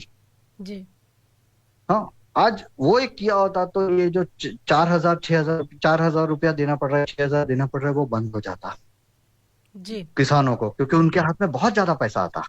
लेकिन हमारे यहाँ फिर भी एक अच्छी चीज हुई है महाराष्ट्र में, देवेंद्र जी ने अलाउ किया कि फार्मर्स अपने, जो नासिक के फार्मर्स है और पूना के फार्मर्स जो छोटे छोटे जिसके पास बागान है, खेत छोटे छोटे बागान है सब्जी के लिए और फलों के लिए, वो डायरेक्टली बॉम्बे में माल बेच सकते हैं। तो उन लोग खुद ने अब ट्रक बना दिए, ट्रक के अंदर सामान लेके आ जाते हैं, हमारे एरिया में खड़े रहते हैं और हमें एकदम फ्रेश फ्रूट मिलता है, फ्रेश वेजिटेबल्स मिलते हैं, स्पेशली खीरा हो, टमाटर हो, वो सब चीज एकदम अच्छी क्वालिटी की मिलने लग गई और उनके हाथ में भी पैसा डायरेक्टली जाने लग गया है। तो कुछ स्टेट से कर रहे हैं, कुछ स्टेट में रोक दिया, लेकिन ये अगर धान के लिए वो सब होता तो it would have been a bumper thing for India. जी दूसरा, ये जो 2 लाख करोड़ का भी है, मोदी जी का स्ट्रेटेजी क्या है? जी भले it is socialist and I don't agree with it, लेकिन इसमें क्या है, आज उसको जक मार के एकदम मजबूरी से उसको एफसीआई ने माल खरीदना पड़ता है, धान खरीदना पड़ता है, ये सब किसानों से। जी अब वो किसानों से धान लेंगे, पहले क्या होता था कि वो जो धान आता था वो एफसीआई के गोडाउन में सड़ता था, फिर वो सड़ा हुआ धान जो है वो बिकता था डिस्टिलरीज को और उससे उन लोग मदिरा बनाते थे। ओके, जी और फिर हम जैसे बड़े बड़े लोग वो this is a single malt whisky, this is a premium whisky करके लोग पीते थे। जी ओके, या वीट से इवन वोडका भी बनता था। आज क्या होने लग गया है, आज बोलते हैं कि उसका शराब बने, उसके बदले तो गरीबों के मुंह में जाए। अगर हम धर्म के एंगल से देखेंगे तो कुछ नहीं, तो आदमी खाना खाएगा और तृप्ति होगी तो मोदी जी को आशीर्वाद देगा कि भाई तू, तेरा भला हो, भगवान तेरा भला करे, तूने मेरे पेट में दो कोर अनाज डाले हैं, मेरा पेट भर गया, मैं तृप्त हो गया। लेकिन of course this is not a right thing, because इससे लेबर मार्केट में बहुत तकलीफ हो गई है। आज लेबर प्राइसेस शूट अप हो गए हैं। सी, जो चीज इस एक तरह से अच्छी होती है उसकी गलत नेगेटिव इफेक्ट भी आती है। जैसे लेबर मार्केट में अब लोग अवेलेबल नहीं है, there is a shortage of labour cost बढ़ गया है, उसके कारण भी इन्फ्लेशन आ रहा है। हम लोगों को इम्पैक्ट महाराष्ट्र में ही दिखाई दे रहा है इसका। जैसे सोयाबीन फार्मर्स है इन नॉर्दर्न महाराष्ट्र, जी वहां लेबर अवेलेबल नहीं है, 500 रुपए में भी लेबर मिलता नहीं है, तो बाद में एमएसपी बढ़ाना पड़ा सोयाबीन पे, क्योंकि नहीं तो वहां के फार्मर्स प्रॉफिटेबल नहीं रहते थे। जी तो ये पूरा एक विशियस साइकिल में, एक गलती होती है तो उसके पीछे पीछे 10 गलतियां करनी पड़ती है फिर। जी तो whatever is happening good also has a negative implication, so we cannot look at a perfect world। ये मैं क्यों बोल रहा हूँ, हम लोग बोले एकदम perfect, no, there is nothing perfect in life। जी और प्लस सर So ये this is it। और ये आप देखिए ना, अमेरिका कैसे कितना दबाव डाल रहा है अमेरिका कि वो हमारे डेयरी सेक्टर में भी आना चाहता है, वो हमारे जो है हमारे खेती में भी, खेती बाड़ी में भी वो कर रहा है, हस्तक्षेप कर रहा है। तो भारत तो दो टूक सुना के आ गया। अब देखते हैं आगे क्या होता है। सर आपको एक प्रश्न अंत में पूछूंगी समय को देखते हुए। सर प्रश्न तो बहुत सारे हैं और यहाँ पर ऑडियंस से भी बहुत प्रश्न आ रहे हैं। सुमित जी, ये जो, और ये आप नेशनल सिक्योरिटी के हवाले से भी पूछ रही हूँ, ये जो बाहर से पैसा आ रहा है लगातार और भारत को तोड़ने की लगातार साजिशें हो रही हैं, आप भी जानते हैं, हम भी जानते हैं सर, इसको कैसे रोका जाए? या आप अगर कुछ जानते हो कि भारत सरकार इस ओर काम कर रही है और वो कितनी सक्सेसफुल हुई है, नहीं हुई है, कृपया ये भी हमको बताइए। और ये हम लोग जब पैसे की ओर देख रहे हैं तो what kind of monies are we talking about? अब देखिए, मैं आपको बोलूं, पैसा जो आ रहा है जी, पैसा मल्टीपल चैनल से आ रहा है। ऑफिशियल चैनल से भी आ रहा है, अनऑफिशियल चैनल से भी आ रहा है। हवाला से भी तगड़ा पैसा आ रहा है, फिर स्मगलिंग से हो रहा है, क्योंकि आप जितने भी भारतीय है उन लोग थोड़ा गूगल करेंगे, या जो लोग भारत में न्यूज देख रहे हैं उनको पता है कि एक पर्टिकुलर राज्य है जिस भगवान का राज्य कहा जाता है, केरल। हर कुछ कुछ दिनों के बाद एक व्यक्ति या दो व्यक्ति पकड़े जाते हैं जो गोल्ड स्मगलिंग करके लेके आ रहे हैं। अब वो गोल्ड आता है वहां से, वो लोग मुफ्त में दे देंगे, बोलेंगे कि ठीक है आप गोल्ड लेके जाओ, वहां बेचो और वो पैसा आपने इसको देना है। उनको म्यूल्स कहते हैं, जो लोग लेके आते हैं दे आर म्यूल्स। अभी तो यानी जो एयर इंडिया का स्टाफ पकड़ा गया सर जी। एग्जैक्टली वो तो अब ये हम लोग ये न्यूज छोड़ दिया है, अब साल में एक बार देखना चाहिए। अब हम लोग इतने बोर हो गए कि साल में कितना किलो गोल्ड पकड़ा गया है, और बाद में क्या करते हैं, मल्टीप्लाई बाय 100, क्योंकि 1% पकड़ा जाता है, 99% नहीं पकड़ा जाता। तो इतना स्मगलिंग से देश में आया है, मोटा मोटी हिसाब बनियों वाली जी। तो coming to the point, this is one illegal route. हवाला से पैसा भी आता है, that is another illegal route. ये दोनों में कोई कंट्रोल नहीं कर सकती है government. It is not at all possible. कितनी भी बड़ी गवर्नमेंट रखा दो, कुछ नहीं कर पाएगी। फॉर्मल रूट से पैसा आ रहा है, जिसमें आपके ऑस्ट्रेलिया से भी पैसा आ रहा है इंडिया में। जो पैसा पहले CIA स्कैंडिनेविया के थ्रू राउट करके इंडिया में भेजता था, अब वो ऑस्ट्रेलिया से राउट करके भेज रहा है, और ये भारत सरकार को भी पता है। अगर मेरे जैसे बंदे को पता होगा तो भारत सरकार को मेरे पहले ही पता चल गया था। इसमें एक FCRA करके कानून है, फॉरेन कंट्रीब्यूशन रेगुलेशन एक्ट 2010 का कानून है जी। तो उसके अंदर काफी अमेंडमेंट्स किए। अमित शाह जी ने उसका नट बोल्ट सब जगह से, स्क्रूज नट बोल्ट जो भी बचे थे वो सबको टाइटन किए। ऑफकोर्स उसके अंदर भी लूप होल्स है और वो एक पूरा टेक्निकल सब्जेक्ट हो जाता है जी। लेकिन कहीं भी मैं एक बहुत ही वरिष्ठ संघ के एक स्वयंसेवक से बात कर रहा था, तो उन्होंने बोला जहां देश को जोड़ने का काम होगा वहां देश को तोड़ने वाले लोग भी रहने वाले हैं। अब आपको मैं खालिस्तान का बताता हूँ। खालिस्तानियों को बहुत सा पैसा तो आपके ऑस्ट्रेलिया से भी गया है जी, और उनके पास पैसा गया और उन्होंने वो शिंगू बॉर्डर में वापरा था। क्यों? देश को तोड़ने के लिए। Farm bill was only a small thing. उनको मेन तो पूरा MI6 का जो एजेंडा था वो कंप्लीट करना वो था। तो बहाना होता है सर जी। वो तो हाँ, एक दिखाना था कि हम लोग फार्म प्रोटेस्ट कर रहे हैं, लेकिन पीछे पूरा एक मैक्स आर्थर मैकॉलिफ का जो एजेंडा था MI6 का, वो कंप्लीट करना था। तो ये पैसा बहुत ही कॉम्प्लिकेटेड, बहुत सारे लाइसेंसेस कैंसिल किए अमित शाह जी ने, करवाए हैं, रूल्स टाइटन किए हैं, लेकिन फिर भी वहां थोड़ा बहुत आएगा। तो मेरे पास मैं किसी फॉरेन पॉलिसी और सिक्योरिटी एनालिस्ट से बात कर रहा था। मैंने बोला पैसा आ रहा है तो अच्छा है, FDI है, उनको मेहनत करने दो। 10 करोड़ के बदले 10 करोड़ डॉलर के बदले 100 करोड़ डॉलर डालने दो, क्योंकि वो पैसा एक बार डॉलर के फॉर्म में इंडिया में आ गया तो वापस नहीं जाने वाला है।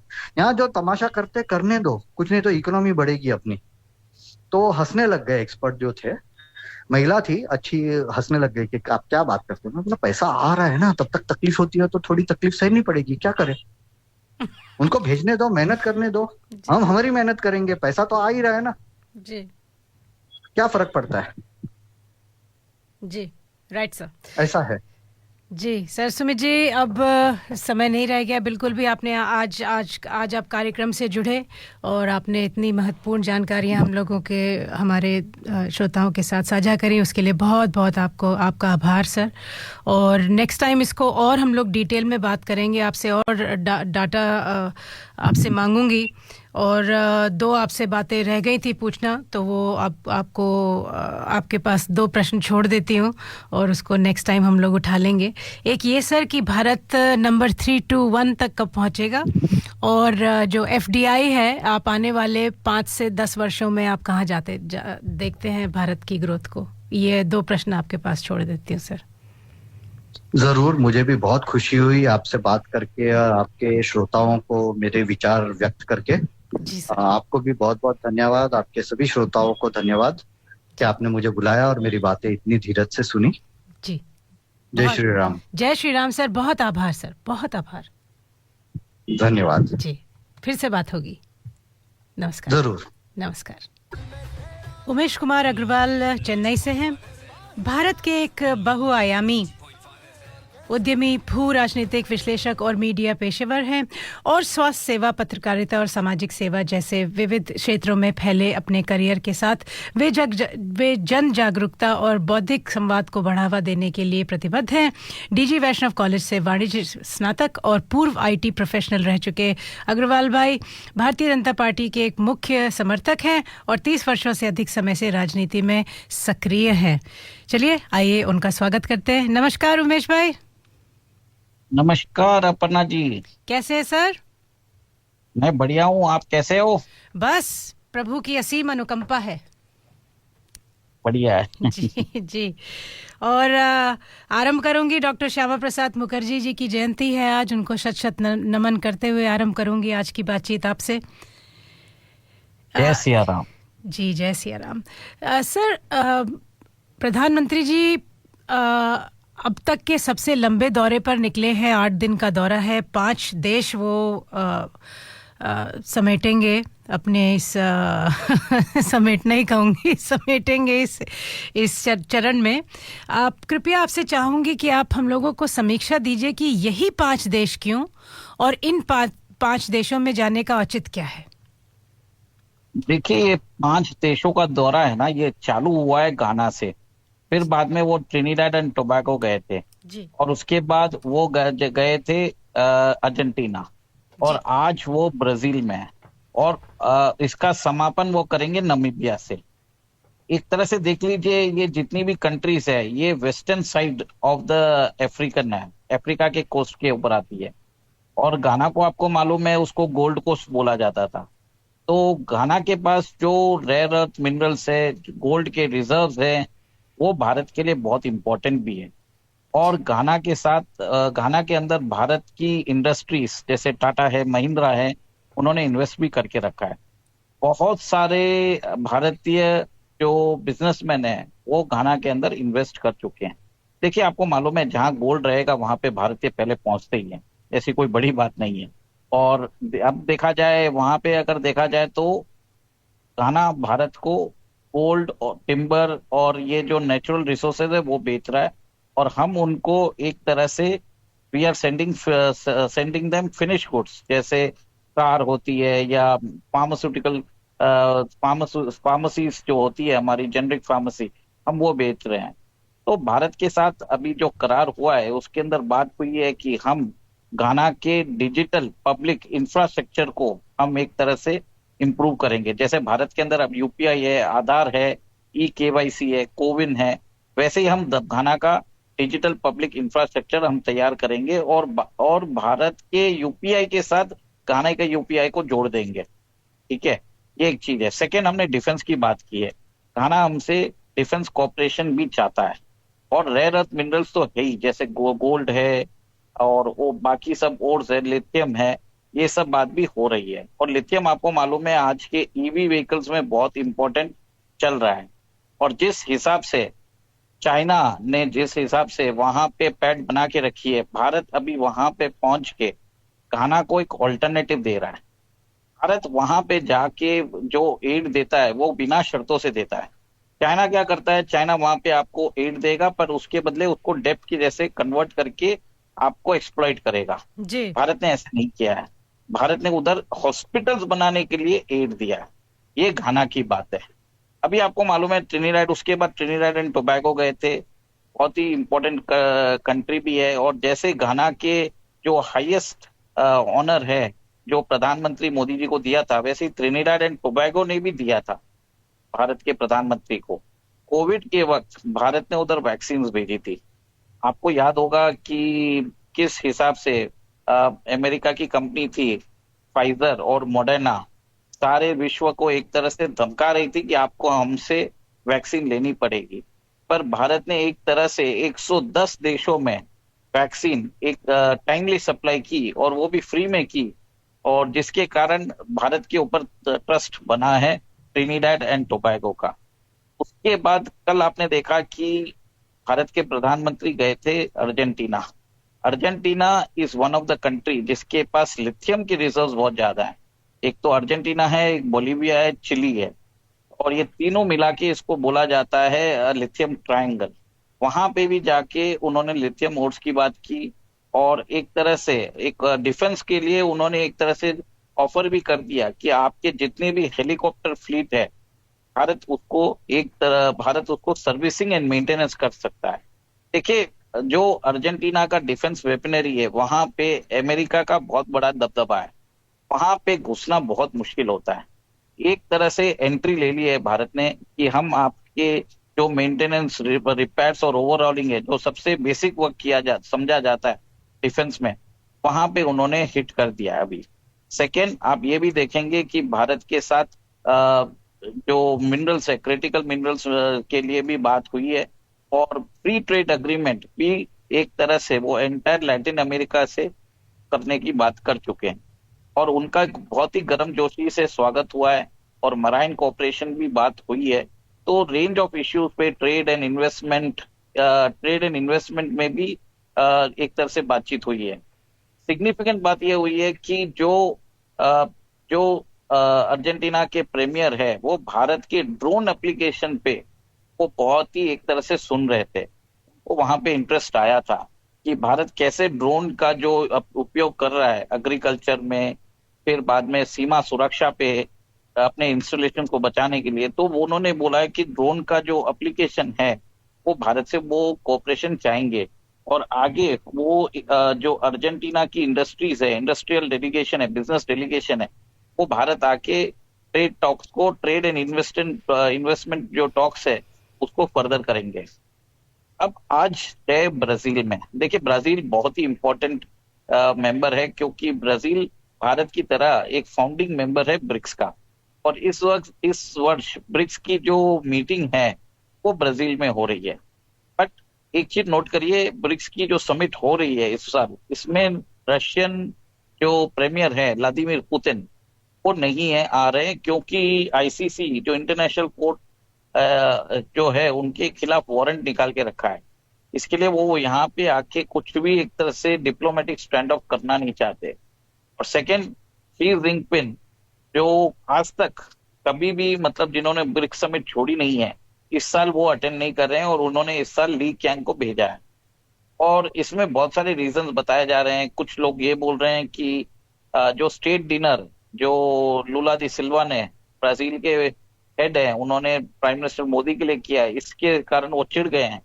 और दूसरा, कुछ ऐसी भी रिपोर्ट्स आ रही हैं कि इंटरनली की शी जिनपिंग शायद भागने के मूड में है, और वहां पे सत्ता परिवर्तन भी हो सकता है। तो चाइना का ऐसा है कि जब तक कुछ होता नहीं है, हमें समझ में नहीं आ रहा है। बट एक चीज है कि चाइना के अंदर इंटरनली उनकी जो टॉप लीडरशिप में लीडरशिप स्ट्रगल चल रहा है, ये साफ एविडेंट हो चुका है अभी। अब यहाँ पे ऐसा है कि ब्रिक्स अभी ब्रिक्स नहीं रहा है, ब्रिक्स प्लस हो गया। 5 नए मेंबर्स ऐड हो चुके हैं। इसमें आपने देखा है, ईरान है, इंडोनेशिया है, यूएई है, इथियोपिया है और इजिप्ट है। पांचों जो मेंबर्स है, उसमें आपने देखा था इजिप्ट के जो प्रेसिडेंट है, लास्ट ईयर रिपब्लिक डे के सेलिब्रेशन पे वो आए थे, उनको चीफ गेस्ट बन के आए थे। इस साल आए हैं इंडोनेशिया के प्रेसिडेंट आए थे, प्राबो सुबियांतो। तो भारत क्या कर रहा है, ब्रिक्स के अंदर ब्रिक्स प्लस के साथ अपने संबंध बढ़ाने की कोशिश कर रहा है। तो इसी के साथ आप ये देखेंगे, ईरान के साथ हमारे अच्छे संबंध है, छाबर पोर्ट उधर बन रहा है, और हम INSTC पे काम कर रहे हैं उधर। और आपने ये भी देख रहे हैं कि इंडोनेशिया और इजिप्ट के साथ भी हमारे बहुत ही घनिष्ठ संबंध है। इथियोपिया से भी हम अभी संबंध अभी बढ़ाने वाले हैं। तो एक तरह से आप ये देखिए कि शी जिनपिंग नहीं रहने से चाइना एक तरह से दिखाना चाहता है कि मेरे नहीं रहने से ब्रिक्स का कोई अस्तित्व ही नहीं है। तो भारत एक तरह से जो चाइना जो वॉइड गैप लीव करने की कोशिश कर रहा है, भारत उसको भरेगा। और आप ये देखेंगे कि ब्रिक्स समिट में लुला दी सिल्वा और भारत के प्रधानमंत्री नरेंद्र मोदी जी दोनों मिलकर ब्रिक्स के अंदर जो लीडरशिप रोल है वो क्लेम करने वाले हैं। क्योंकि रशिया और चाइना दोनों के प्रीमियर इधर नहीं है और एक तरह से वो दिखाना चाहते हैं कि उनके बगैर न चल सकेगा। तो आप ये देखेंगे कि ब्राजील और इंडिया दोनों मिलके ब्रिक्स को आगे बढ़ाएंगे अपने हिसाब से। तो कहीं ना कहीं मेरा ये मानना है कि ब्रिक्स के अंदर वो जो कोहेसिवनेस की बात की जाती थी, म्यूचुअल रेस्पेक्ट की बात की जाती, वो खत्म हो चुका है। ब्रिक्स एक तरह से डिवाइडेड ब्लॉक लग रहा है आज की डेट में, क्योंकि चाइना चाहता है कि उसका वर्चस्व बना रहे और इंडिया उसका वर्चस्व चाहता, इंडिया उसको अपोज कर रहा है। और जो ब्रिक्स करेंसी की बात जो रशिया ने प्रपोज की थी, जिसमें फायदा चाइना को भी हो रहा था, भारत ने उसको साइलेंटली मना कर दिया है। वो बोल रहे हैं कि ब्रिक्स करेंसी निकालने से कोई फायदा नहीं है, क्योंकि भारत का एक चीज है कि भारत के मैक्सिमम जो ट्रेड सरप्लस है वो अमेरिका के साथ है। अमेरिका भारत के अंदर बहुत बड़ा इन्वेस्टमेंट भी करके रखा है। भारत का IT sector is dependent on the west. तो भारत एक तरह से इसको एक तरह से बैलेंसिंग एक्ट करके चल रहा है। और उन्होंने प्रपोज किया कि अभी हम जो ट्रेड सेटलमेंट कर रहे हैं लोकल करेंसी में, उसी के ऊपर नहीं जाना है। तो कहीं ना कहीं जो बात लोग बोल रहे थे कि जैसे डी डॉलराइजेशन की बात कर रहे थे, मेरा ये मानना है de dollarisation is nothing but promoting yuanisation in disguise.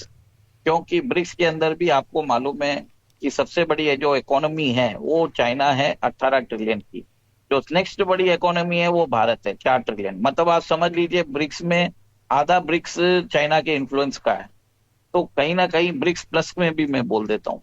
तो इसके लिए भारत नहीं चाहता कि इतना ओवरबेरिंग इन्फ्लुएंस चाइना का बने करेंसी के द्वारा। तो इसी के कारण रशिया और चाइना मेरे हिसाब से इस साल अटेंड नहीं कर रहे हैं, ताकि वो अपना अहमियत दिखाना चाहे लोगों को कि हमारे बगैर ब्रिक्स चल नहीं सकता। भारत और ब्राजील वो चाहेंगे कि ब्रिक्स का जो कंटिन्यूटी है वो बना रहे और वो बाकी ब्रिक्स प्लस मेंबर्स को लेके आगे बढ़ चले। तो ये चीज देखने को मिलेगी। और जैसे आपने देखा है कि ब्राजील के जो प्रीमियर है वो एक तरह से भारत के प्रीमियर को मोदी जी को स्टेट डिनर के लिए इनवाइट कर रहे हैं। सेकेंड, आप ये भी देखिए कि ब्राजील हमारे से इंटरेस्टेड है हमारा आकाश सरफेस टू एयर मिसाइल्स लेने के लिए, हमारी गरुड़ा आर्टिलरी गन लेने के लिए। सेकेंड, एक और एक चीज देखिए, भारत और ब्राजील दोनों आज की डेट में फ्रेंच क्लास की सबमरीन स्कॉर्पियन यूज करते हैं। और स्कॉर्पियन के अंदर ब्राजील ने प्रपोज किया है कि हम दोनों मिलके एक अलायंस बनाए, स्कॉर्पियन क्लास सबमरीन अलायंस बनाए, जिसमें हम एक दूसरे के साथ अपने टेक्निकल जो ऑपरेशनल डिटेल्स है वो शेयर कर सकें। आज की डेट में 3 कंट्रीज ऐसी है जो स्कॉर्पियन क्लास सबमरीन्स ऑपरेट करती है। एक तो ब्राजील है, इंडिया है और मलेशिया है। और ये स्कॉर्पियन क्लास जो सबमरीन्स है वो फ्रांस बनाता है। तो भारत वहां पे भी एक तरह से ब्राजील के साथ कोऑपरेशन करेगा। फिर ब्राजील के साथ ब्राजील पैसेंजर एयरक्राफ्ट प्लेन बनाता है एम्ब्रियर। जो ये आपको मालूम है वर्ल्ड में सिर्फ 2 ही कंपनी है जो ट्रूली पैसेंजर क्लास प्लेन्स बनाते हैं। एक तो है एयरबस और दूसरा बोइंग। ब्राजील की जो एम्ब्रियर कंपनी है वो एक तरह से मीडियम बनाती है। वो 146 उनका मैक्सिमम जो कैपेसिटी है 146 पैसेंजर सीट वाला है। और उसके अलावा वो ट्रांसपोर्ट प्लेन भी बनाती है जो एम्ब्रियर प्लेन्स होते हैं। तो ये जो कार्गो जो मीडियम कार्गो प्लेन्स है, ब्राजील चाहता है कि भारत उनसे ले। और मेरे हिसाब से ब्राजील की एम्ब्रियर ने भारत के अंदर रजिस्ट्रेशन भी करके रखा है और वो चाह रहे हैं कि भारत उसको एक तरह से परस्यू करे। तो ब्राजील और भारत के बीच में जो पार्टनरशिप होने वाली है, it will be a partnership of equals, मतलब आप समझ जाइए। और सेकंड, आप ये भी देखिए कि ब्राजील के पास जितने भी जो नेचुरल मिनरल्स हैं उसके ऊपर भी बात होगी। फिर बाद में वो लोग एक तरह से ब्रिक्स प्लस को कैसे लीड करना है विदाउट जो चाइना और रशिया का अनड्यू इन्फ्लुएंस है उसको एक तरह से समानता बना के चलने की कोशिश करेंगे और एक वैल्यू ऐड करने की कोशिश करेंगे, मेरा ये मानना है जी। और आखिरी में वो नमीबिया जाने वाले हैं। नमीबिया के अंदर भी बताया जाता है कि वहां पे रेयर अर्थ मिनरल्स की बात होने वाली है। और आप ये देखेंगे अपने अंतिम दौरे पे वो जिस अफ्रीका के अंदर जो 54 नेशंस हैं, इन नेशंस की वॉइस बन के उभरने की कोशिश कर रहे हैं। और अफ्रीकन नेशन जानते भी हैं कि भारत से बड़ा उनका कोई हितैषी नहीं है, क्योंकि G20 समिट में G21 जी, बनाने मोदी के जी लिए ने ही भारत उनकी ने बात आगे रखी थी। जी जी जी जी। आगे रखी। तो वो जो 54 नेशन है भारत के एक तरह से मुरीद हो चुके हैं और भारत के फैन हो चुके हैं। और ये बताया जाता है कि 25 देशों ने उनको हाईएस्ट सिविलियन ऑनर दे चुके हैं। वो ऐसे ही नहीं दिया जाता, वो एक तरह से ट्रस्ट के ऊपर दिया जाता है। जी सर, ये आपसे पूछूंगी कि ये कृपया बताएं कि आने वाले आप कैसे देख रहे हैं, स्पेशली आने वाले 24 से 36 महीने आप कैसे देख रहे हैं? जब आपने समीक्षा करी इन 5 देशों की विजिट की, आप बता रहे हैं रेयर अर्थ के बारे में आपने बात करी, डिफेंस सेक्टर की भी थोड़ी सी आपने बात करी, उधर हम लोग गगनयान के बारे में बात कर रहे हैं, ISS में ग्रुप कैप्टन शुभांशु शुक्ला गए हुए हैं, आने ही वाले होंगे वापस वो जल्द। तो आपसे ये पूछूंगी कि ये आने वाले जो ये कुछ, जैसे हमने पूछा आपसे 24 से 36 महीने, इनको आप कैसे देखते हो?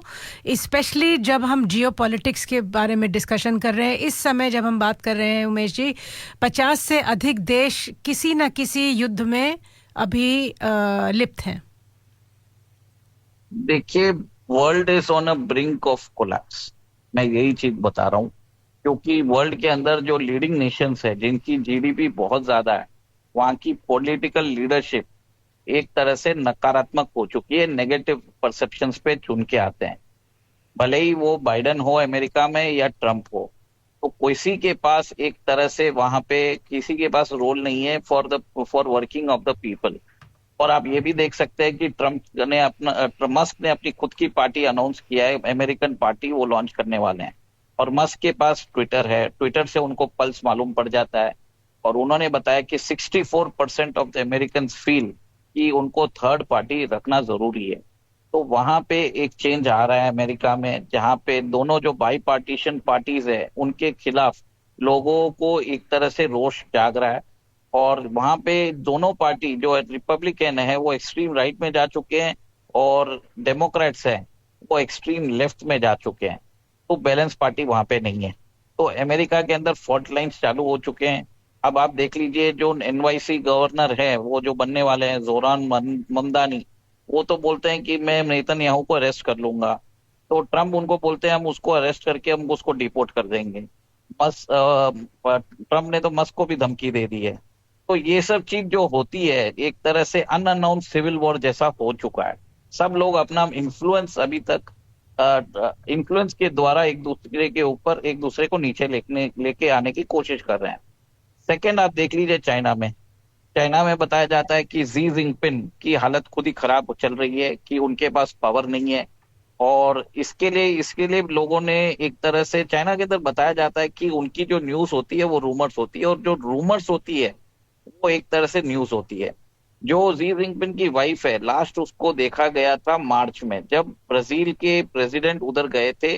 तो उसने फर्स्ट लेडी को होस्ट किया था in the cultural centre in China, Beijing में कहीं पे होस्ट किया था, वहां पे लास्ट पब्लिक अपीयरेंस दिखा गया। उसके बाद जी जिनपिंग गए थे Laos, Cambodia. Generally the first lady accompany करती है, इस दौरे में वो अकम्पनी उन्होंने नहीं किया था।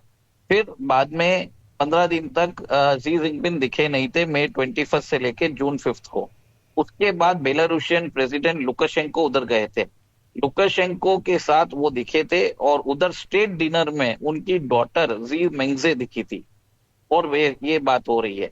और अभी तो चाइना के अंदर रिपोर्ट्स आ रही है कि जो चाइना के अंदर जो वाइस चेयरमैन है जैंग यूजियांग, वो is the de facto ruler of China right now.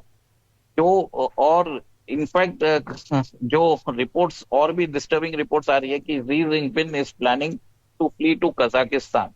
और पेंग लियोंग जो उनकी वाइफ है, she is planning this for the past 3 to 4 months। तो ये चीज अभी तक बहुत सारे डिस्टर्बिंग न्यूज आ रहे हैं कि पेंग को शायद डिटेन करके रख लिया है, और Xi is asking for an honourable exit. तो चाइना के अंदर एक बहुत बड़ा प्रॉब्लम चल रहा है, वहां पे भी लीडरशिप एक तरह से क्राइसिस है।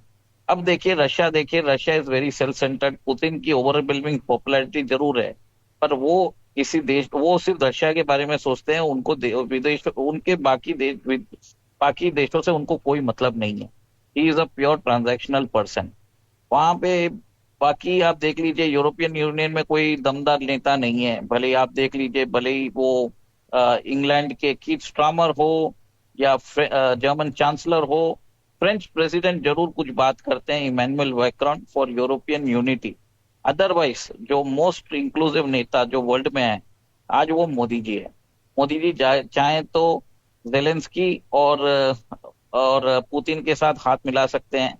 ईरान के जो खमेनी है या इसराइल के बेंजामिन नेतन्याहू हैं, दोनों के साथ उनके संबंध अच्छे हैं। ये जो भारत की स्ट्रेटेजिक ऑटोनॉमी है, ये दिखाई दे रही है वर्ल्ड के अंदर, और आगे चल के भारत इसको यूज करेगा for trade, investments, defence, semiconductors, space, सब जगह यूज करने वाला है। आप देखेंगे भारत के डिफेंस सिस्टम का बोलबाला होने वाला है। अभी जो रिसेंट रिपोर्ट्स आई है, Greece is interested in Bharat के जो long range land attack cruise missile के अंदर इंटरेस्टेड है, और भारत एक तरह से टर्की के अगेंस्ट एक क्वाड बना सकता है which will contain Cyprus, Armenia, Greece and India, और उसको एक तरह से सपोर्ट शायद फ्रांस भी कर सकता है। क्योंकि आपको बता दूं, भारत जैसे रफाल यूज करता है, ग्रीस भी रफाल यूज कर रहा है, और साइप्रस का भी बहुत लॉन्ग स्टैंडिंग डिस्प्यूट है टर्की के साथ। आर्मीनिया को तो भारत अपने आर्म्स बेच ही रहा है, और Armenia is one of the largest importer of Indian weapons, जैसे आकाश हो गया, पिनाक हो गया, तो ये सब चीज कर ही रहे हैं। तो वहां पे एक तरह से इंडिया एक अलायंस बनाने वाला है। इंडिया को एक तरह से यूरोपियन यूनियन के साथ उनका इंक्रीज डिफेंस कॉर्पोरेशन बन रहा है। भले ही देख लीजिए, जर्मन कंपनी है राइन मेटल जो लेपर्ड टैंक्स बनाती है जर्मनी की, उसका जो 155 शेल्स है, वो इंडिया की जो डिफेंस कंपनी है रिलायंस ग्रुप, जो अनिल अंबानी ग्रुप है, उन्होंने अभी नागपुर में 1000 एकड़ का उन्होंने एक डिफेंस फैसिलिटी बना रहे हैं अपने पिताजी के नाम से, धीरू भाई अंबानी कॉम्प्लेक्स बना रहे हैं। उसके अंदर 155 वो शेल्स बनाने वाले हैं, और भी उसको एक्सपेंड किया जाएगा। आपको ये भी ध्यान होगा कि जो फ्रांस है, जो अपनी साफरान इंजन है, उसका maintenance, repairs and overhauling Bharat के अंदर लेके आ रहा है। उसके अलावा फ्यूसलाज जो होता है, जो बॉडी होती है, जो डसॉल्ट एविएशन जो बॉडी बनाता है रफाल की, उसका भी भारत के अंदर प्रोडक्शन किया जाएगा टाटा एडवांस सिस्टम्स लिमिटेड से। लॉकहीड मार्टिन ने यहाँ पे एक तरह से अपना जो फ्यूसलाज बनाने की फैसिलिटी है, वो टाटा एडवांस सिस्टम्स लिमिटेड बना रहा है। भारत के साथ अभी आपने सुना होगा कि ऑस्ट्रेलिया ने भी डिफेंस पैक्ट साइन किया है, कि जिसके अंदर अंडरग्राउंड सोनार को कुछ बना रहे हैं बिटवीन ऑस्ट्रेलिया की जो साइंटिफिक रिसर्च लेबोरेटरी है और भारत की DRDO है। कुछ समय पहले बताया जाता है कि चाइनीज वॉरशिप्स ने ऑस्ट्रेलिया की जो धरती है उसकी परिक्रमा करके वहां पे लाइव फायरिंग ऑफ मिसाइल्स किया था।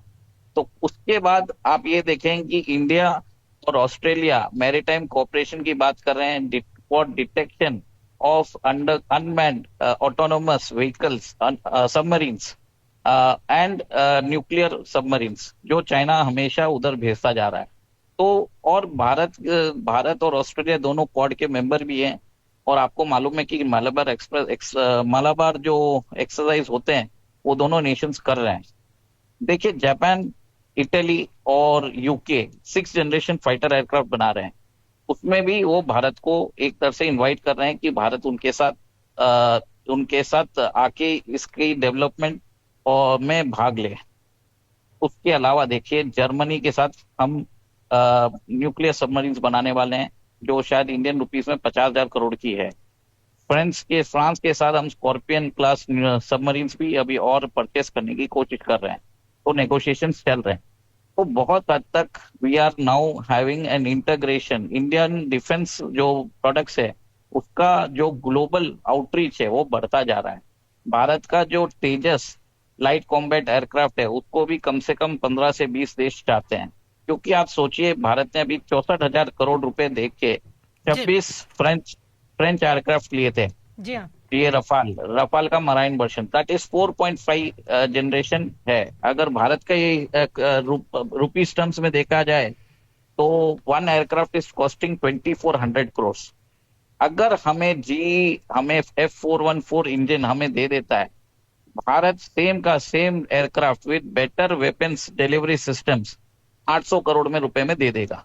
इतना डिफरेंस हो रहा है।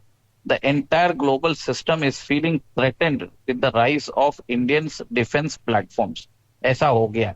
इसी कारण अमेरिका एक तरह से, आपने देखा होगा कि हमें जी इंजन्स नहीं दे रहा है, वहां पे वो डिले कर रहा है। पर भारत के जो डिफेंस मिनिस्टर है, उन्होंने लास्ट वीक डिफेंस सेक्रेटरी जो अमेरिका के थे पीट हेग्सेट को डायरेक्टली बोल दिया है कि जितने भी अग्रीमेंट्स है उसको आप ऑपरेशनलाइज करो और हमें हमारा जी इंजन्स एक तरह से आप उसकी सप्लाई रेज्यूम करो। तो कहीं ना कहीं मेरा ये लग रहा है कि भारत और अमेरिका के बीच में जो भी बात चल रही है कि रसाकसी चल रही है, वो ट्रेड टॉक्स भी एक तरह से फ्रूटफुल हो जाएंगे, क्योंकि आगे आपको मालूम है अगस्त और सितंबर में क्वाड समिट होने वाली है, उसमें डोनाल्ड ट्रंप को भारत में आना ही है।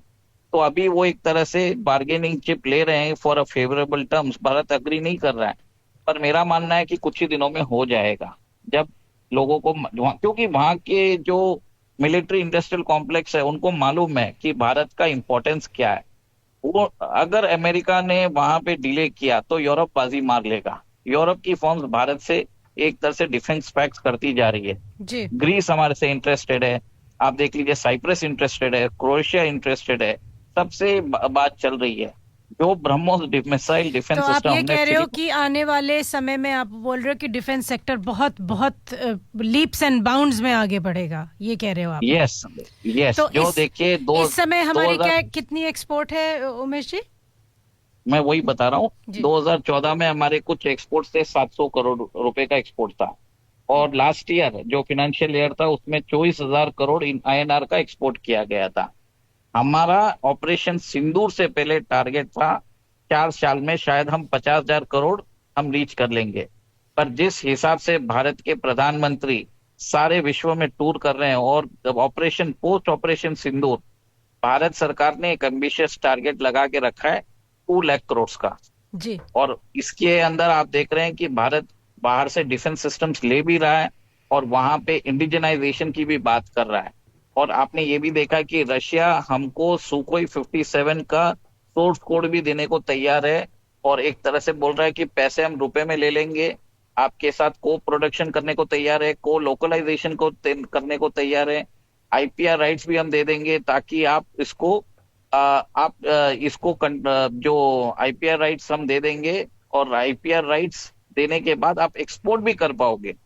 तो लॉट ऑफ बेनिफिट्स, और वो भी जो Su-57 का दाम है वो F-35 से आधा ही है, तो और उसकी ऑपरेशनल कैपेसिटी भी अच्छी है, तो भारत वो भी कंसिडर कर रहा है। सॉरी, कौन से प्लेन का नाम लिया आपने, किससे अच्छा है? सुकोई 57E F-35 से भी अच्छा है। अच्छा, F-35 किससे अच्छा है जो सर? F-35 तिरुवनंतपुरम में बैठा है ना 25 दिन से हमारे पास, कबाड़ के जैसे, इसीलिए आपसे बोला 3 बार रिपीट करने के लिए। जी सर। नहीं, इसके लिए मैं समझ गया, इसके लिए मैं बोल रहा हूँ तिरुवनंतपुरम में जो प्लेन कबाड़ी के जैसे बैठा हुआ है जी, 21 दिन हो गए, जो जासूसी करने भारत के अंदर घुसा था और भारत के मिसाइल डिफेंस सिस्टम ने उसको ट्रैक करके उसके जो सॉफ्टवेयर है उसको लॉक कर दिया है। और ऐसा हालत हो रहा है कि वहां से 40 इंजीनियर भी आके उसको ठीक नहीं कर पा रहे हैं और अभी इसको डिसेंबल करके मतलब कबाड़ी के जैसे इसको लेके जाने वाले हैं ग्लोब मास्टर में। जी। अभी तो एक एक वो प्लेन की हाँ, अभी एक टीम उतरी है, वो कह रहे हैं कि हम उसको देखने आए हैं, देखिए क्या होता है। हाँ सर, वो तो देखने आ रहे हैं और आपने ये भी देख रहे हैं कि भारत के अंदर बहुत सारे मीम्स भी बन चुके हैं, उसको आधार नंबर भी हमने निकाल के दे दिए हैं और केरला गवर्नमेंट ने तो उस मीम को रख कर अपना टूरिज्म भी बढ़ा रहा है जी। वो बोल रहा है कि इतना पसंद आया F-35 को, वो यहाँ से जाने को ही तैयार नहीं। जी जी सर, ये जो तेल का बहुमूल्य संग्रह मिला है भारत को अंडमान में, तो उसके बारे में कृपया बताएं, और हम लोग का अभी करंट कंजम्पशन क्या है, और अगर हम लोग इसमें सक्सेसफुल रहते हैं तो उससे क्या होने वाला है? देखिए, भारत ने जो ये तेल संग्रह आप बात कर रही है अंडमान में, जिसपे विश्व अभी बात चालू कर चुके हैं, जी। तो ये तो भारत को बात पहले से ही मालूम थी। जी। इतने सालों तक कांग्रेसी सरकार इसके ऊपर इन्होंने ध्यान ही नहीं दिया। आज भारत अपना 87.5% अपना क्रूड रिक्वायरमेंट इंपोर्ट करता है। आप सोचिए, जी। 87.5%। और उसके अलावा जिसमें भारत ईवी को प्रमोट कर रहा है, भारत इसके अंदर ग्रीन हाइड्रोजन को प्रमोट कर रहा है, एथनॉल बेस्ड ब्लेंडिंग को प्रमोट कर रहा है। जो ये फिगर था 82% था इन 2020, राइट नाउ इट इज 87.5, 5.5% बढ़ा है। ठीक है। और इसके अलावा Bharat spends around 100 billion plus foreign exchange reserves on importing oil. और एक तरह से ऑयल के दाम बढ़ने से हमारे जीडीपी में बहुत ज्यादा फर्क भी पड़ता है। अब बताता हूँ, ये जो ऑयल रिजर्व्स मिले हैं, जी। ये अंडमान में मिले हैं। और अंडमान में बोल रहे हैं कि अगले 70 इयर्स तक करंट कंजम्पशन पैटर्न और ग्रोथ तक अगर हम उसको निकाल सकें, ये हाइड्रोकार्बन्स को, तो हमें इंपोर्ट करने की जरूरत ही नहीं है। भारत खुद का इंपोर्ट्स नेक्स्ट 70 इयर्स तक मैनेज कर सकता है। ये तो सिर्फ बात हुई है ओनली ऑयल की। उसके अलावा गैस रिजर्व भी है। उसके बाद हमारे ओशन बेड में हमारे पास रेयर अर्थ मिनरल्स है। आपको क्या लगता है कि जो हम्बनटोटा पोर्ट है, क्या चाइना बेवकूफ है उधर ऐसे ही उसने पोर्ट 99 इयर्स ऑफ लीज पे लिया है? उसको मालूम है कि भारत के जो इंडियन ओशन रीजन है, it is rich in natural resources. Seabed में रेयर अर्थ मिनरल्स बहुत ज्यादा है। वो तो अभी तक हमने अकाउंट ही नहीं किया है। और आप देखते हैं कि चाइना अपनी सबमरीन्स भेजता रहता है। वो इंश्योर करना चाहता है कि भारत एक तरह से वो कैपेबिलिटी डेवलप ना कर सके कि उसका ऑल्टरनेटिव बन जाए। तो मैं यहाँ पे आ रहा हूँ कि जो अभी हमने जो ऑयल रिजर्व्स हमने अभी ढूंढे हैं, उसके ऊपर ड्रिलिंग चालू हो चुकी है और लोग उसकी कमर्शियल वायबिलिटी की बात कर रहे हैं। और सिर्फ यहाँ तक नहीं है, भारत के अगर आप देखा जाए तो बलिया के अंदर भी हमें ऑयल रिजर्व्स मिले हैं। हमें समस्तीपुर बिहार के अंदर भी ऑयल रिजर्व्स मिले हैं। वेस्ट बंगाल के पास वहां की सरकार ने अभी हमें परमिशन दे दी है, वहां पे भी हमें ऑयल रिजर्व्स मिल रहे हैं। इसके अलावा बॉम्बे हाई में हमने नए फील्ड्स हमने ढूंढे हैं और कृष्णा गोदावरी बेसिन में भी आउटपुट बढ़ रहा है। तो ये चीज है, आप ये देखिए कि भारत के अंदर ऑयल तो मिल ही रहा है, उसके साथ रेयर अर्थ मिनरल्स भी हमने देखा कि कैसे कश्मीर में मिला। वर्ल्ड का 3rd लार्जेस्ट लिथियम रिजर्व्स, वो भी हमें मिल रहा है। और सेकेंड, एक और एक चीज बोल रहा हूँ, भारत के अंदर जो उड़ीसा है, वहां पे जो कोयंजार डिस्ट्रिक्ट है, वहां पे गोल्ड रिजर्व भी मिले हैं। और आपने देखा कि कैसे गोल्ड के दाम बढ़ने से जो कोलार गोल्ड फील्ड था, केजीएफ मूवी सबने देखी होगी, जी। इस माइन को रिवाइव कर रहे हैं और एनुअली 750 केजीज ऑफ गोल्ड उधर से निकलने वाला है। तो भारत की जो धरती जो बोलते हैं सोना उगलती है, तो सब कुछ उगल रही है। आप ये देखेंगे कि भारत का growth will happen in across sectors. और क्रिटिकल एनर्जी मिनरल्स पे भी भारत सरकार ने पीएलआई स्कीम देके रखी है।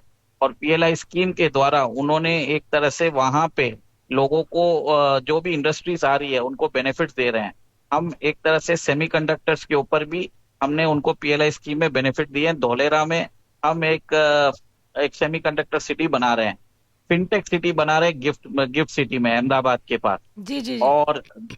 और यूपी में आपको मालूम है कि कितने डिफेंस कॉरिडोर्स हमने खोले भी हैं। वहां पे अभी ब्रह्मोस की फैक्ट्री भी बन रही है जो साल की 100 मिसाइल भी बनाने वाली है। और भारत ने एक तरह से आप ये देख लीजिए, स्पेस के अंदर भी बहुत झंडे गाड़ चुके हैं। और इसमें अमेरिका जो हमारा हमेशा दुश्मन रहता है, नासा और इसरो अभी कोलैबोरेशन भी कर रहे हैं। तो हम देख रहे हैं, आपने सुना होगा क्रिटिकल इमर्जिंग टेक्नोलॉजीज पे हमारा समझौता हुआ है। जी हाँ। तो वो हमारे साथ rare earth minerals, space, electric vehicles, renewables में अमेरिका हमारी साझेदारी चाहता है। ओके, ठीक। सर, अगला प्रश्न पूछूंगी आपसे जल्दी जल्दी कि ये जो और एक आपसे चाहूंगी, एक एपिसोड हम लोग करेंगे, वो भी आपको बताऊंगी वो कौन सा टॉपिक रहेगा। सर, ये सुपर नोट क्या भला है? ये सुपर नोट डॉलर, हाँ ये क्या भला है सर? बस आपको एक ही चीज बोलूंगा, गूगल कर लीजिए, सुपर डॉलर जो आप देखेंगे ना, देखिए वर्ल्ड के अंदर बोलते हैं, सबको मालूम है एक डॉलर एक करेंसी है, वर्ल्ड की रिजर्व करेंसी। जी और नॉर्थ कोरिया के अंदर बताया जाता है कि वो काउंटरफीट डॉलर प्रिंट करते हैं। आपको मालूम है नॉर्थ कोरिया के ऊपर उन्होंने सैंक्शंस लगा के रखा है अमेरिका ने। तो जी नॉर्थ कोरिया आज सरवाइव क्यों कर पा रहा है?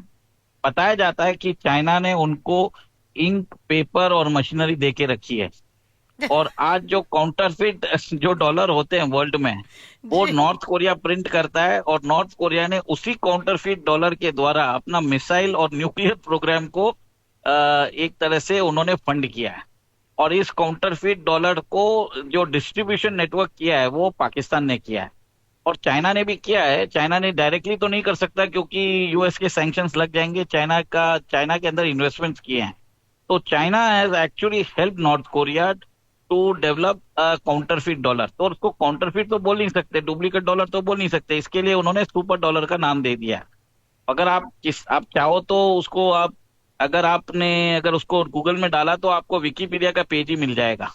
बहुत लोगों को मालूम नहीं है। और एक चीज बोल देता हूँ, अगर आपके पास फिजिकल डॉलर है तो इमीडिएटली जाके बैंक में उसको डंप कर दीजिए, उसके बदले कोई दूसरा कुछ भी गोल्ड या सिल्वर में कन्वर्ट कर दीजिए। क्योंकि पॉसिबिलिटी ऐसा है कि worldwide demonetisation of cash और physical dollar is possible any time. और आपने देखा है कि कैसे अमेरिका के अंदर डोनाल्ड ट्रंप क्रिप्टो को एक तरह से प्रमोट कर रहे हैं। वहां पे उन्होंने स्ट्रेटेजिक क्रिप्टो रिजर्व भी बनाया है, बिटकॉइन रिजर्व भी बनाया है, और अभी स्टेबल कॉइन्स को भी प्रमोट कर रहे हैं। जीनियस एक्ट लेके आ चुके हैं। तो जिसके पास भी फिजिकल यूएस डॉलर्स हैं, जो मतलब छुपाए हुए हैं, तो उसको कन्वर्ट कर दीजिए किसी और इन्वेस्टमेंट क्लास में। क्योंकि सूनर और लेटर डीमोनेटाइजेशन, जैसे इंडियन रुपीस की आपने सुना ना 500 और 1000 के 2016 में, वैसे आप डॉलर की सुनेंगे। ओवरनाइट कभी भी हो सकता है। बाप रे बाप। अच्छा, और ये आपसे पूछूंगी, ये जो चीन में बता रहे हैं कि वो कोरोना वायरस के बाद भी कोई बहुत अंतर तो नहीं आया, वो अभी भी पैथोजेंस पे काम कर रहे हैं और डेडली पैथोजेंस पे काम कर रहे हैं। बरोबर बताया। जो वुहान इंस्टीट्यूट ऑफ वायरोलॉजी है जी वो लोग उनका एक्चुअली करार हुआ है पाकिस्तान की डिफेंस एजेंसीज के साथ। वहां पे 4000 पैथोजेंस डेडली वायरस उन्होंने बना के रखे हैं। एंड जो रिपोर्ट्स बताते हैं कि दे आर यूजिंग पाकिस्तान के अंदर जो बलोच पीपल हैं, और जो आपने सुना होगा कि वो इनफोर्स डिसअपियरेंस की बात सुनी होगी, उनके ऊपर टेस्टिंग कर रहे हैं। तो एक तरह से Pakistan is becoming Pakistan use कर रहा है Baloch as a guinea pig, और चाइना यूज कर रहा है पाकिस्तान की डिफेंस फैसिलिटीज। अब आपको ये मालूम है कि जो कोविड वॉर है, it is an undeclared bio warfare, और सब लोगों ने देखा है कि कैसे लोगों ने अपने रिश्तेदारों को खोया है। और आज भी ये कम नहीं हुआ है, और अभी भी बात हो रही है कि पाकिस्तान के पास 4000 डेडली पैथोजेंस है, और ये रिपोर्ट 2020 की है। अभी 5 साल में तो और भी डेवलपमेंट्स आ चुके होंगे। सर, ये हर जगह पाकिस्तान का नाम कैसे आ जाता है? आज तो आपने ही लग रहा है 50 बार तो आप ही ने बोल दिया आज पाकिस्तान पाकिस्तान। क्यों कर रहे हैं ऐसा वो? देखिए, Pakistan is a failed state. उसका जो बना है वो एंटी इंडिया के ऊपर ही बना है, और उसका एग्जिस्टेंस भी लोगों ने इसके लिए उसको पैसे दे के रखे हैं ताकि वो इंडिया की ग्रोथ को डिसरप्ट कर सके। इंडिया जो ग्रो न कर पाए और वो एक तरह से ग्लोबल पावर न बन पाए, और एक बोलते हैं सब रीजनल पावर बन के ही रहे, वो अमेरिका और चाइना वही चाहता है। इसके लिए वो पाकिस्तान को यूज करते हैं to control the growth of India. और भारत के अंदर जितने भी आप देखिए टेररिस्ट एक्टिविटीज है, स्लीपर सेल्स हैं, ये पाकिस्तान और चाइना ही फंड करते हैं। और अभी बात हुई है कि कहीं ना कहीं यूएस एड भी जो था वो भी वही काम कर रहा था भारत के अंदर, रेजिम चेंज ऑपरेशंस। भले आपने उसको शाहीन बाग देखा हो, या जो so called fake Khalistani protest जो चल रहा था साल भर से, जो फार्मर्स बन के बैठे थे, तो उन लोगों ने भी एक तरह से भारत की जो ग्रोथ है उसको खत्म करने की कोशिश की गई थी। आपको ध्यान होगा अगस्त 5, 2019 को हमने जैसे ही आपने देखा था कि आर्टिकल 370 अब्रोगेट हुआ, और उसके बाद जजमेंट आया था ऑफ राम मंदिर, उसके बाद से सारे प्रॉब्लम्स चालू हो गए थे। आपने ध्यान दिया होगा कि मार्च 2020 में डोनाल्ड ट्रंप विजिटेड इंडिया, कहाँ पे दिल्ली में राइट्स इंजीनियर हुए थे। उसके बाद आपने देखा शाहीन बाग चालू हुआ, शाहीन बाग खत्म होने के बाद वायरस का भी चालू हो गया उसी समय। और उसी समय सिंगूर आपने देखा कि कैसे फार्मर्स एंड आंदोलन चालू हुआ है इंडिया में। तो एक तरह से रेजिम चेंज ऑपरेशन चालू हो गया था 2022 के यूपी इलेक्शंस को इन्फ्लुएंस करने के लिए। और आपने देखा कि कैसे सीआईए और the world over George Soros जैसे लोगों ने कमिट कर दिया कि वो डिसलॉज करना चाहते हैं Narendra Modi government in India. The only thing boss, आपको बता दूं कि जो बीजेपी सोच रही थी 400 सीट, वो 240 पे आ गई। और 240 भी एक मिरेकल ही था, क्योंकि 65 सीट्स ऐसी थी जो बीजेपी ने 5000 के से कम वोटों से जीती थी। अगर आप सोचिए 5000 वोट कम आते और वो ऑपोजिशन की तरफ चले जाता तो बीजेपी की tally would have reduce to 175। जो भारत का जो 2024 लोकसभा इलेक्शन का रिजल्ट है, वो एक डिवाइन इंटरवेंशन है। एक समझ लीजिए कि वो राम जी की कृपा से हम जीते और मोदी जी वापस एक तरह से हमारे प्रधानमंत्री बन के आए। नहीं तो आज तक सीआईए ने जब भी रेजिम चेंज ऑपरेशंस चलाया है, वो हमेशा सक्सेस रहा है। यहाँ पे उनका बहुत बड़ा फेलियर हुआ है। अब आप सोच लीजिए 65 कॉन्स्टिट्यूएंसी में 5000 या 6000 वोट अगर जाते, 4 लाख वोट अगर चेंज हो जाते, तो भारत के अंदर एक तरह से एक अस्थिरता आ जाती और भारत आज यूक्रेन जैसा बन जाता। जी, प्लानिंग तो बड़ी थी। जो प्लानिंग बड़ी थी, पर प्लानिंग फेल हो गई थी, और प्लानिंग अभी वापस भी चालू हो रही है, क्योंकि 2027 के अंदर भी यूपी इलेक्शंस आ रहे हैं।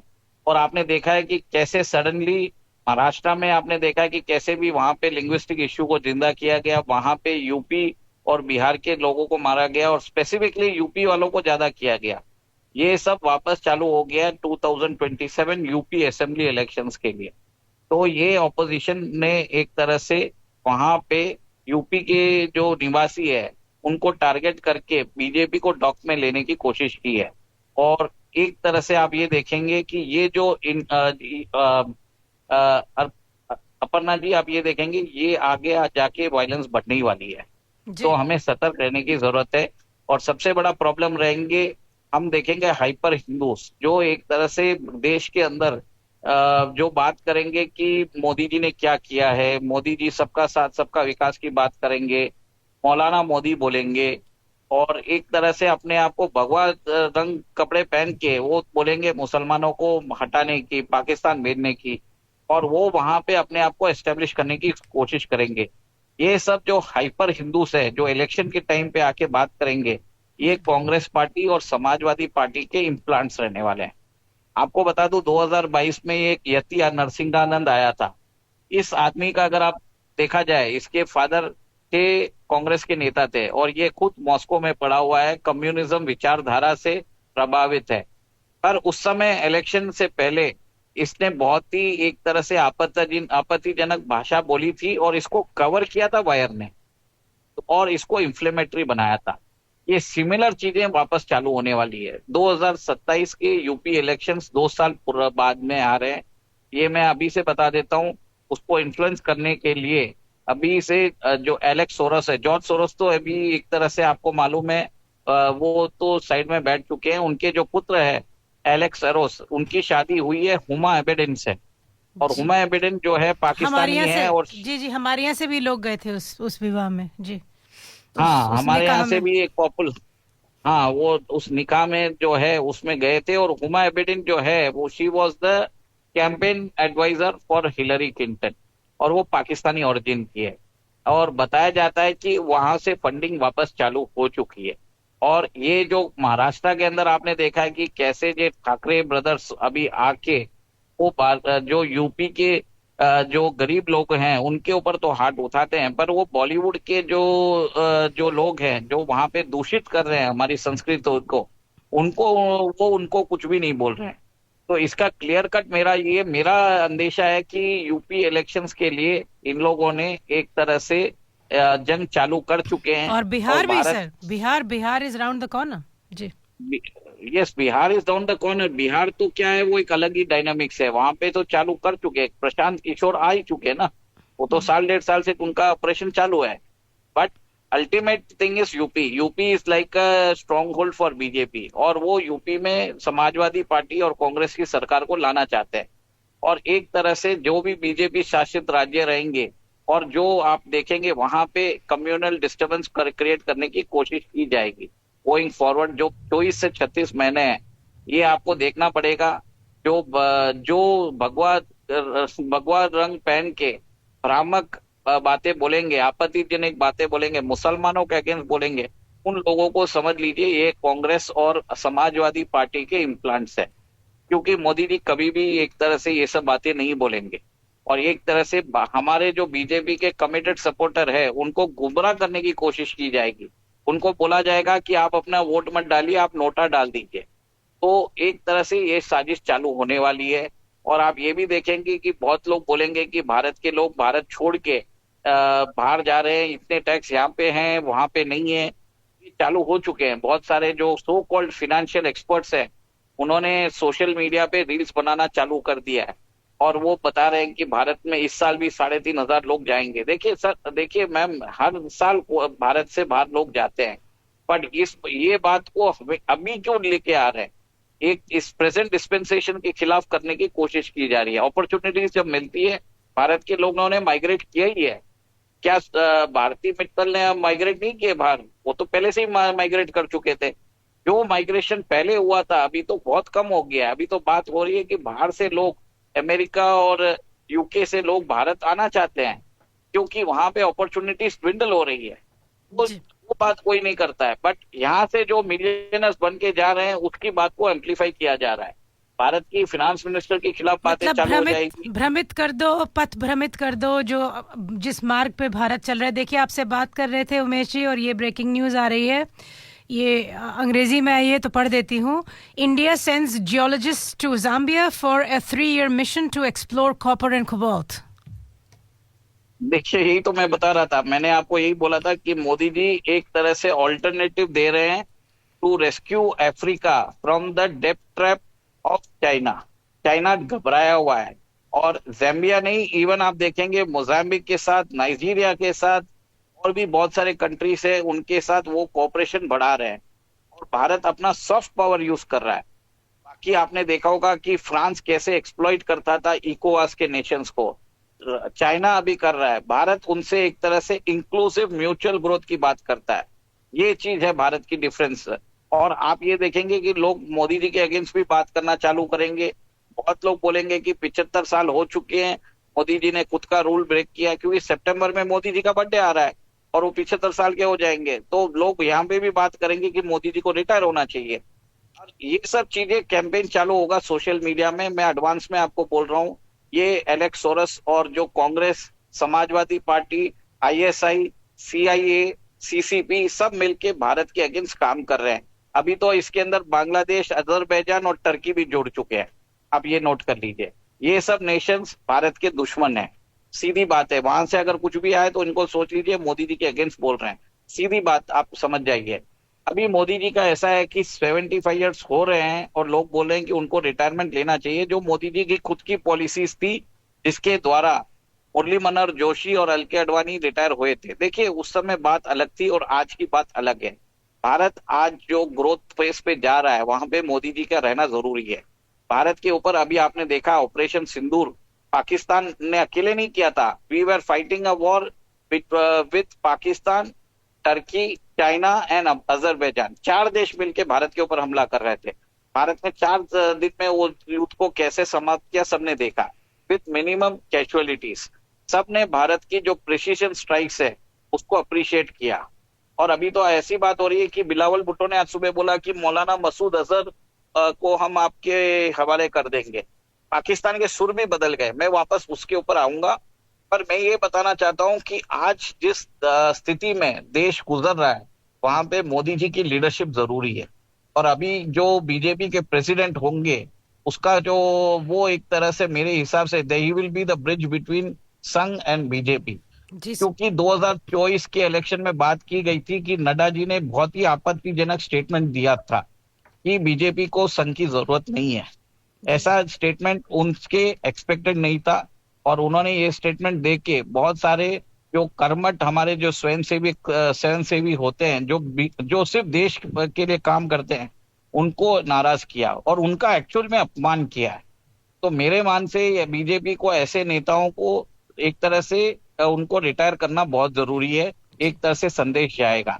जी और सेकेंड एक और एक चीज है, मैं एक और एक संघ के ऊपर भी टिप्पणी करना चाहूंगा। 100वीं वर्षगांठ बना रहे हैं इस साल, और संघ के जो सर्व संघ चालक है उनको भी एक तरह से मीडिया में बैठ के मोदी जी के ऊपर कटाक्ष नहीं करना चाहिए, क्योंकि वो एक तरह से खुद डिसिप्लिन की बात करते हैं, तो डिसिप्लिन खुद फॉलो करिए। स्वयं सेवक तो हमारे कर रहे हैं, सर्व संघ चालक जो है वो जो स्टेटमेंट्स देते हैं, वहां से मैंने जितने भी आरएसएस के लोगों से बात की है वो खुद इनसे एक तरह से दुखी हो चुके हैं। जी। वो बोल रहे हैं कि सर्व संघ चालक को समझ में नहीं आ रहा क्या बोलने का, ऐसी बात चल रही है। चलिए तो सर, अब आज क्या आपने है, इतना समय दिया उसके लिए बहुत आपको रोक रही हूँ। आपको करबद्ध प्रार्थना करूंगी कि आप प्लीज गुस्सा मत होइएगा, क्योंकि अब समय बिल्कुल भी नहीं रह गया है। और ठीक है। जी जी जी, फिर बातचीत होती है सर अगले हफ्ते या ठीक है उसके सर। अगले हफ्ते हम लोग जुड़ेंगे। बहुत सारे प्रश्न आ रहे हैं ऑडियंस के भी, तो चलिए, डेवलपिंग सिचुएशन है, इसमें तो आनंद आता रहेगा, आपसे जुड़ते रहेंगे वीक आफ्टर वीक। जी ठीक जय ठीक है अपना जी। जी, जय Shri Ram Umesh ji, thank you so much. आपने आज बहुत Thank you. महत्वपूर्ण चर्चा की, उसके लिए बहुत बहुत धन्यवाद सर। Thank you ma'am. जय श्री राम।